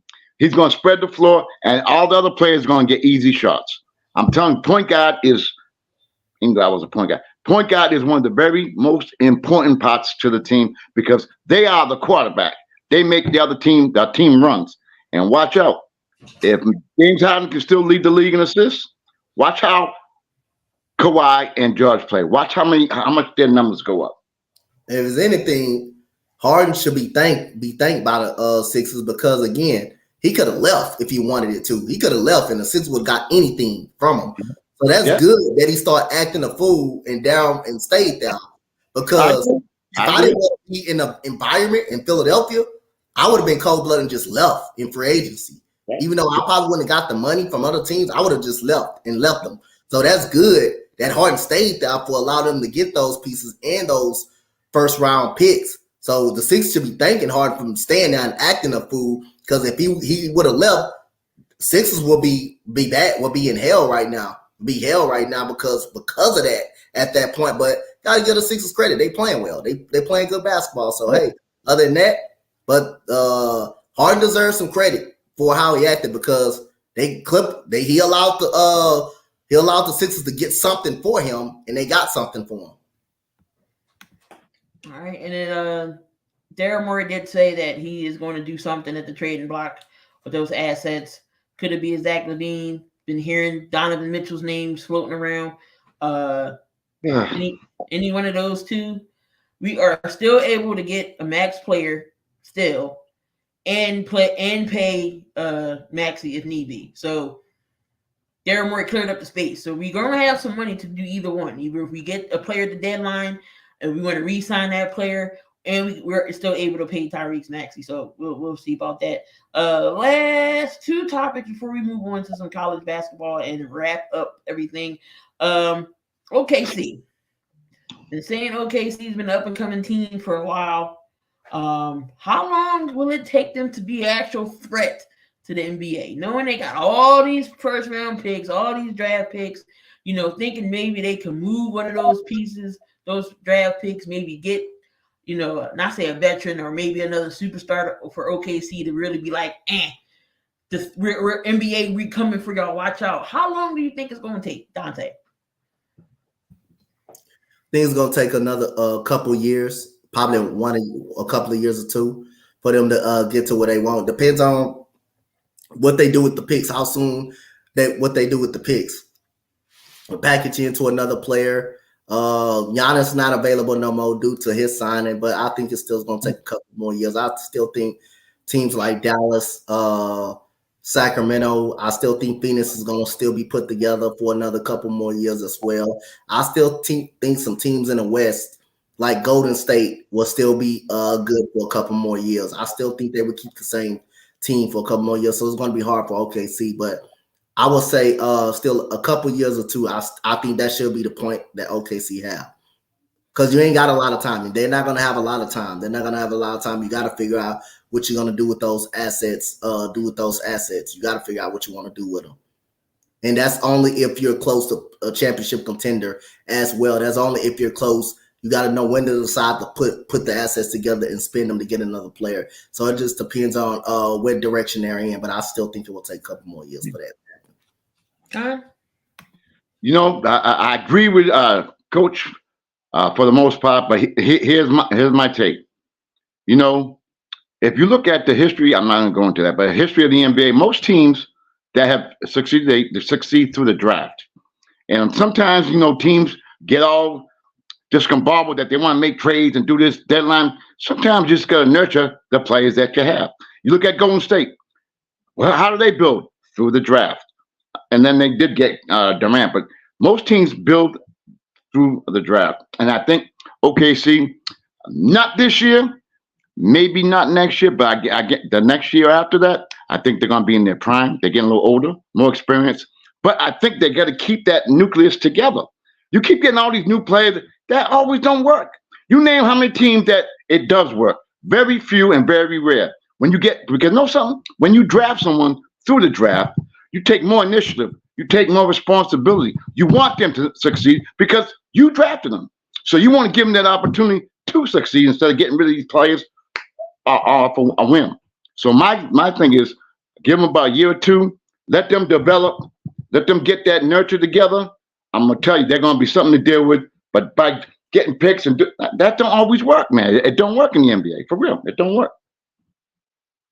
I mean, they definitely get, got Josh Giddey, got Chet Holmgren, SGA. We all know how those can ball, both the Williams players, Arkansas, Jay Williams, and from Santa Clara, the guard, both can play. Just saying, I just don't think, they're ready yet. They're not there yet, but both talented. I don't think they're just going to make the threat, just not right now. So LeBron James, he said that he would still be the player he is now if he didn't go to Miami. Coach, do you agree or disagree with his comment? What?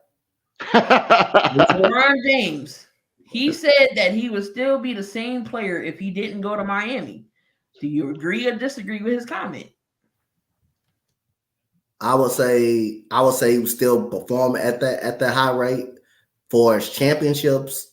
I'm not gonna say championships, but perform at yes, I will say he will perform. Yes, he will definitely perform for his numbers and scoring wise, playmaking wise, rebounding wise. Yes, he will do that. But for his championships, I don't know. I don't think so.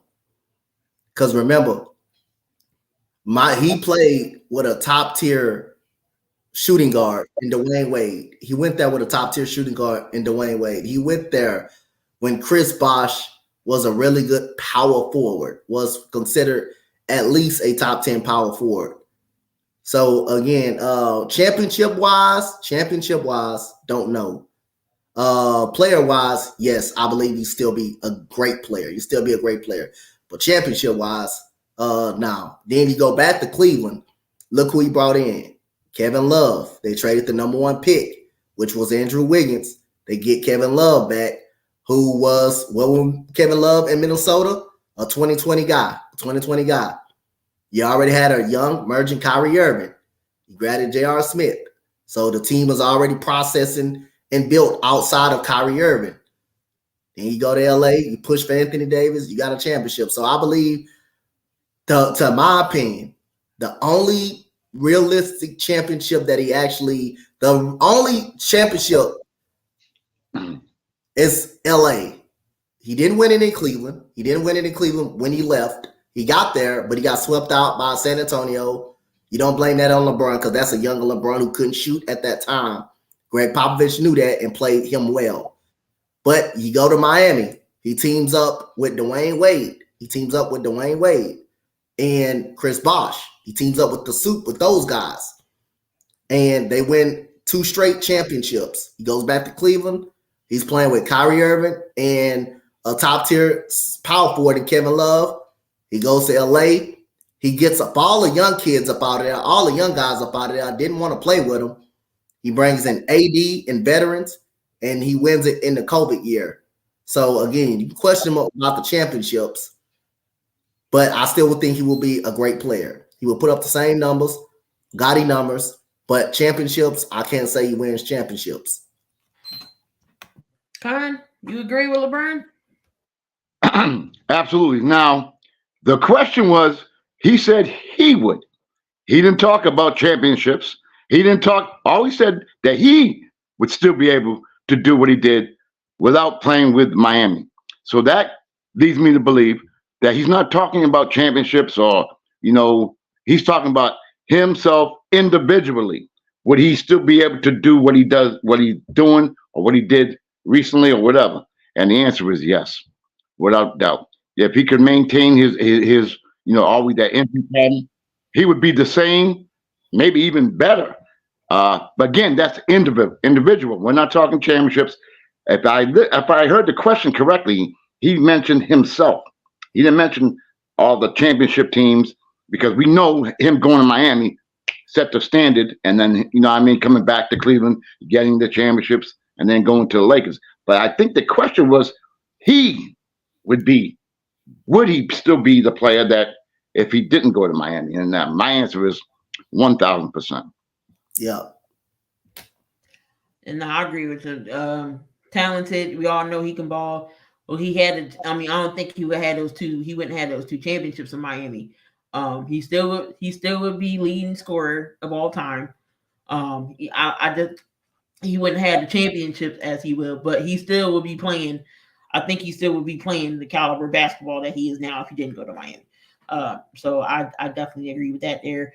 Moving on to some college basketball. The women's and the men's played last night. We did have upset last night. LSU, number 1 seed, reigning defending champions, get knocked down by the Lady Buffaloes of Colorado. Donte, did you expect the Buffs to beat the Lady Tigers? I'd say anything can happen in college. Anything can happen. We've seen it happen with James Madison this weekend. Not moved by it. I still think LSU going to be competing for a national championship. I just got to give credit to Colorado. They played great, man. They played lights out. Just got to give them credit. I still think Angel Reese is going to be fine. They're going to be fine. They're going to find a way. They're going to bounce back. Coach Kim said that they didn't play with no toughness last night. The LSU Tigers. Do you think they was gonna get upset yesterday?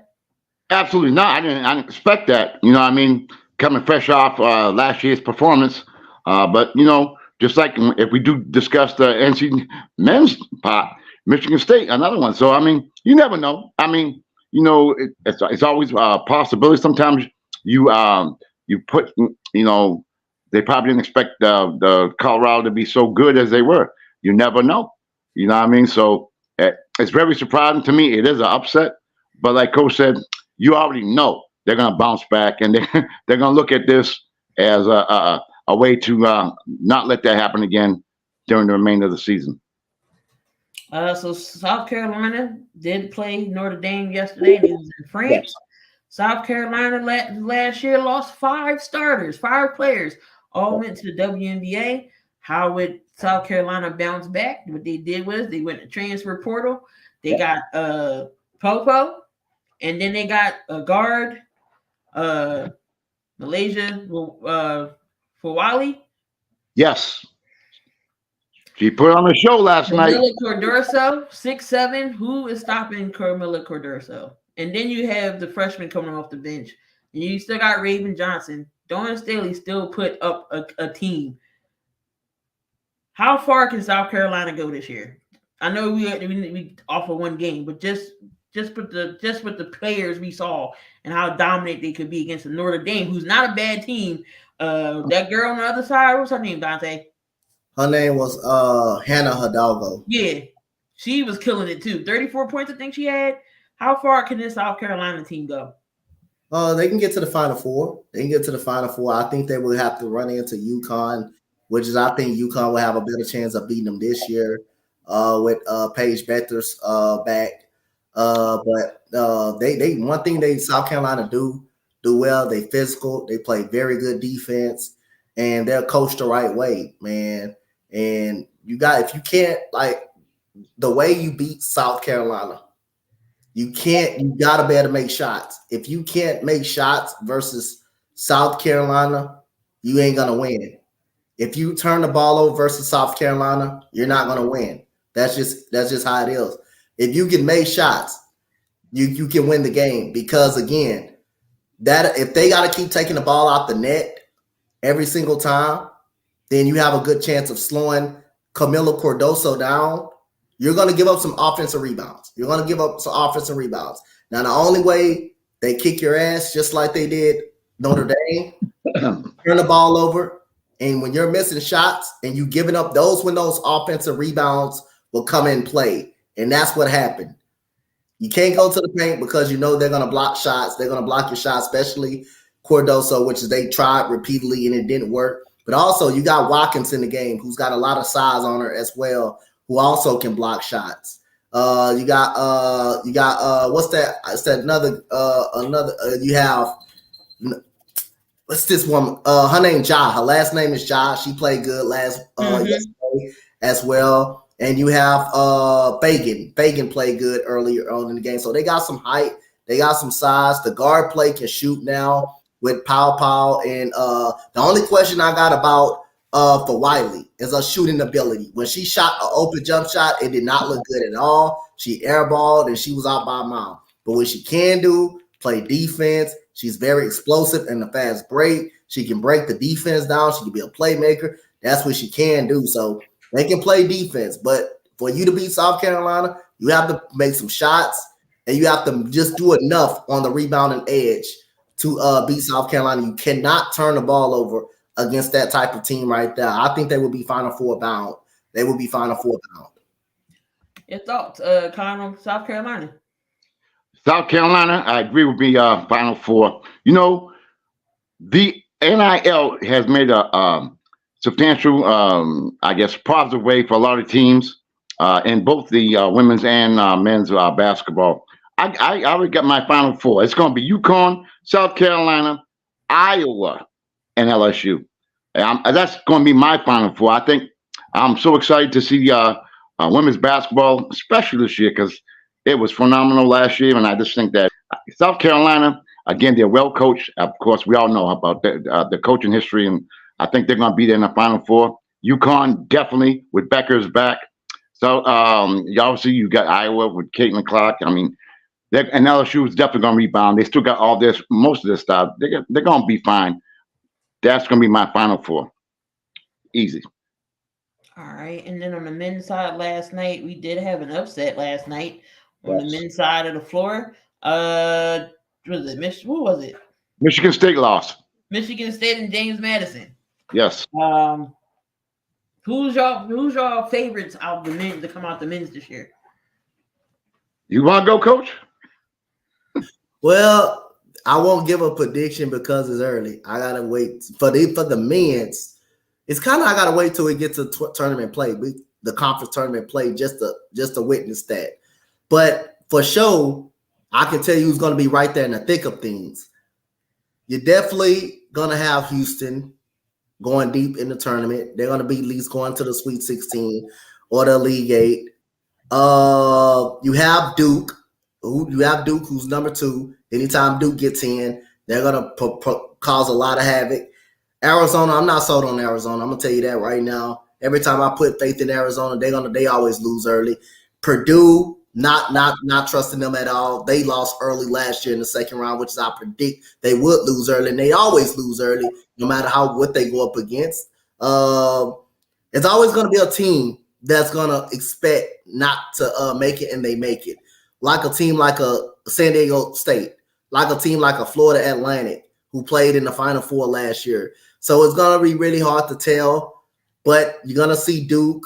You're going to see Kentucky, as long as they got John Calabarri. The Wagner guy, that Wagner guy is really good, man. That Wagner point guard, that guy is really good as well. You're going to have Arkansas, who's going to be pretty good. Who's going to go deep into the League 8 with Eric Musselman as the head coach over there.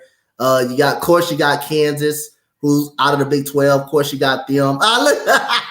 Oh, damn, Coach, keep messing my stuff up, man. You're going to have Texas up out of the Big 12, who's really tough as well, my Longhorns. But other than that, I can tell you who's going to be in the thick of things, but who's going to win it all and be in the Final Four, that remains to be seen. I will only judge that when it gets to conference tournament time. Fine. Well, since Coach, again, he always does this to me. But anyway, I'm going UConn. They have a lot of returning players back. We got to watch out for them. Yep. And one team that we haven't spoken about, they are on a mission. They came so close last year. They have the reigning MVP of the Big East.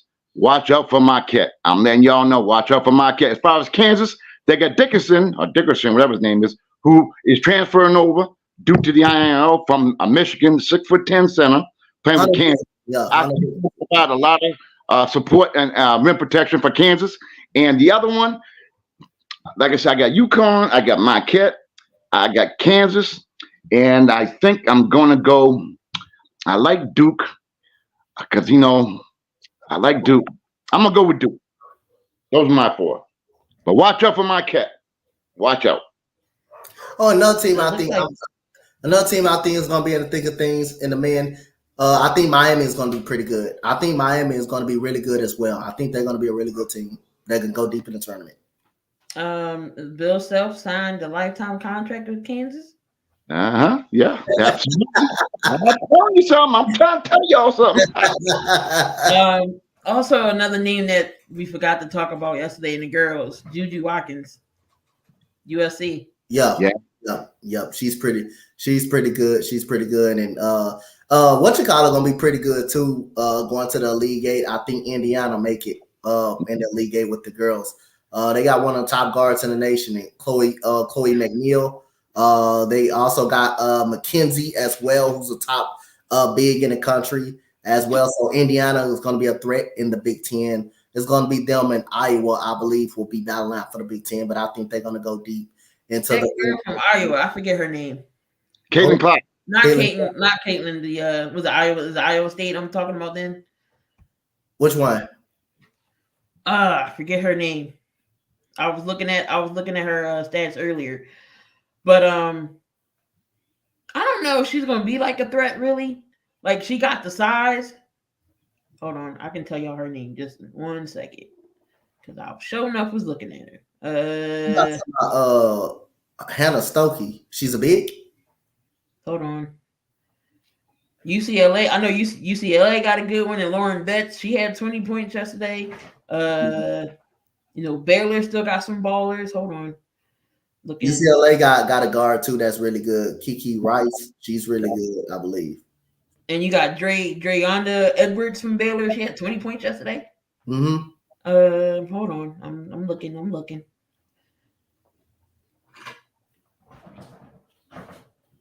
Okay, Utah got a girl, 26 points.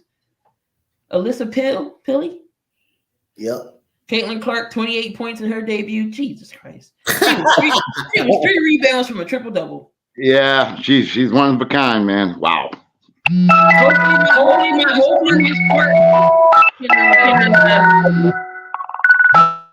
Hopefully my Sparks can get number 1 pick and they can get Caitlin Clark.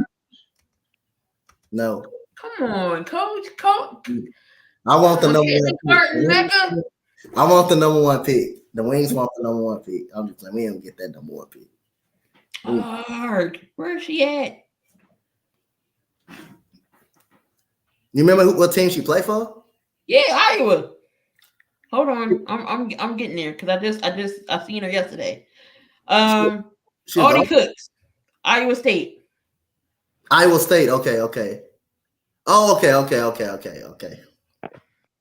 All right, so you done with basketball. Moving on into college football real quick, and then we can go ahead and wrap things up. This whole thing with Jim Harbaugh in Michigan, the Big Ten has informed them Michigan could face some disciplinary actions. Con, what do you think that the disciplinary action should be? Should they ban them from the playoffs? They undefeated right now. They got a big game going up against Penn State this weekend. What do you think the disciplinary actions could be coming down on Michigan? I've been watching all the things take place, and we all know every damn team be doing the same thing, but they're coming after him. I don't think it's right, but it seems like everybody knows that something happened, but it depends on what the investigation is going to bring. I believe that they're going to prolong this so until the season's over. He's already been suspended, three games already? Mm-hmm. So what are they going to do? Smack him with another 2-game suspension? The key is, to me, do the kids that have been busting their behind all year long, do you punish them? Or do you punish the team that probably could be in there, in place of Michigan? So it comes down to how and when they make this decision. If they prolong it, to me, if they got enough evidence, do the damn thing. If they don't, let them play and go on. If they got enough evidence, do what you got to do. But to prolong it, all that's doing is bringing up more controversy, and it's going to keep going on and keep going on and keep going on. Wrap it up, do it now, or let people know, hey, look, we don't have enough evidence. Then go ahead and continue playing. If you got it, handle your business and take care of business. Whether that be suspending them or whatever, because more than likely it's going to be his last year at Michigan anyway. So to me, it's get the investigation over with. If they're going to prolong it, that's going to benefit Michigan. That's my take. Coach? Well, if they are guilty of all charges, then you don't let them play in the playoff. Because again, by them saying that, by them playing, that's also punishing a team, that's gonna that deserves a right to be playing in the college playoffs. And also you're gonna have that team upset and want to bring that conversation up as well. So you want to try to avoid that. If that's all true, you punish them, you punish the team, and you don't let them play in the college football playoff, no matter what. If they're innocent, then play football. Let's play football. But you want to kind of get to the situation. You want to kind of get to the situation to make a decision as much as possible and look right into it before it get deep in the season. And then that's when everything is going to come out. You don't want to wait till the end of the season for everything to come out and then want to punish them. They want to punish them and try to take the national title away from them just in case if they win it. You don't want to wait till it get that deep. You want to go and get to this investigation now. And if they're guilty, you punish their ass and you don't let them play in the playoffs, and you put a team in there that's worthy of being in now. Now, if they're innocent, then if they're innocent, let's play football, man. Let's just play football. Simple as that. But you don't want to wait till it get too long to after the season until you name the 4 playoff teams, and then all of a sudden you want to try to make a decision of replacing them and putting another team in. Now you might as well just gonna play football at that point. Shout out to my guy Donte from East Coast Gridiron. Told me something today I didn't know. We all know how the NFL, that they had the offensive coordinator or head coach. They tell the player what the play is. They tell the quarterback what the player, they tell the quarterback what the play is in their helmet. Right. College don't have that. Right. Didn't know that. So that's why they have the signs and everything. But of course, all teams still signs. He said just make a deal with Motorola and start having the players call, get the green dot so they know who to play, who gets the signal. Just have the coordinator call the play in for the quarterback. So I mean, this will eliminate the sign stealing. This will eliminate everything. I feel like you got to steal signs. Why you got to steal signs for? Because you want to get the upper hand over a team. So that means you can't beat the team physically without stealing their signs. You gotta go. You gotta be one up. So you can't go back. You can't beat a team flat out.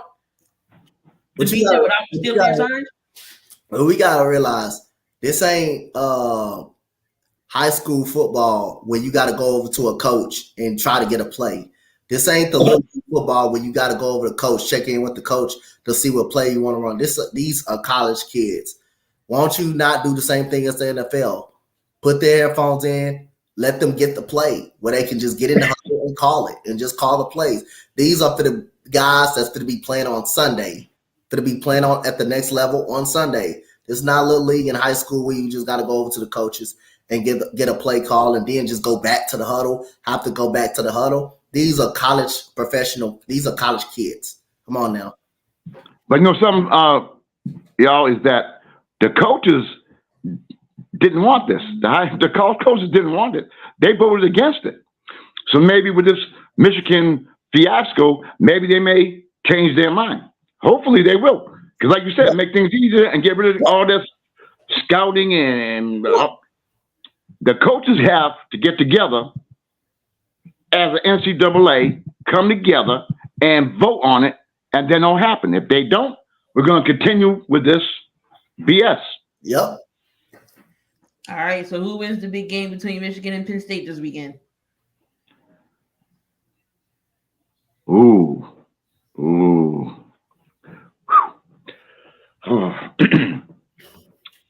Penn State needs to, bounce back. I'm gonna go with Penn State. Ooh, okay. Coach, who you got? The last big game Drew Aller played. 2-pack of ass. You're off the hook. The last big game he played in, and he shit the bed. Until Drew Aller proved something to me that he can be a serviceable quarterback in a big game, I'm gonna take Michigan. Until Drew Aller can get his shit together in the big game. Yeah. You got to play well. For them to win this game, he has to play well. He has to play well for them to win this game against Michigan. That's going to be a good game. Again, that's one of the best games. Not say best games, but that is a big game on this weekend slate. Of course, all of the games. What is another big game we got? This I think that's the only one that stands out to me. Miami, Florida State, no. Utah, Washington, Florida, LSU. Yeah, that's really it. And one more. Looks like Shedeur Sanders is going to stay in. He's not coming out. So 2025, he'll be probably a big name. He wants to stay in one more season with his dad, and then he'll go into the NFL or selected for the draft. So him, Shiloh, I think Travis Hunter, they all will come out at the same time. So that's Shedeur is going to stay in. So you're going to have Drake May, Caleb Williams will be your top tier quarterbacks. Even though some good quarterbacks coming out this year too. But We done hit the 2-hour mark. Con, appreciate you being on as always. Make sure y'all tune in every Friday night at 5 o'clock for the Sports Corner with the Con Man on the Sports Weave Network. Always a pleasure of coming on and chopping it up with us. We'll be back on Tuesdays. My schedule freed up for Tuesdays. So make sure y'all tune in Fridays for Khan's show. Yeah, he talks about basketball, but he's just not a basketball show. He wants to bring some entertainment, his life skills involved, so it's very informative. So make sure y'all tune in every Fridays to the Con Man. Con, again, appreciate you for being on. It's always a blast when you come on. We always gonna get some type of knowledge when you come on here.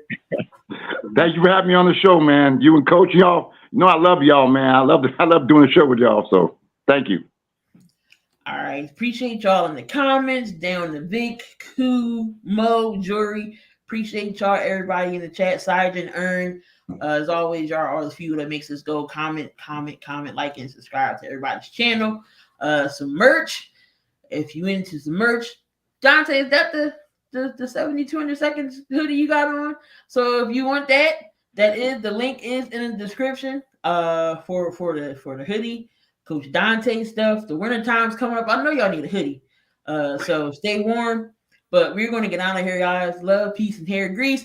Don't do nothing stupid. But if you do, just make sure you do it safely. We're going to get them out of here. Thank you. Peace out.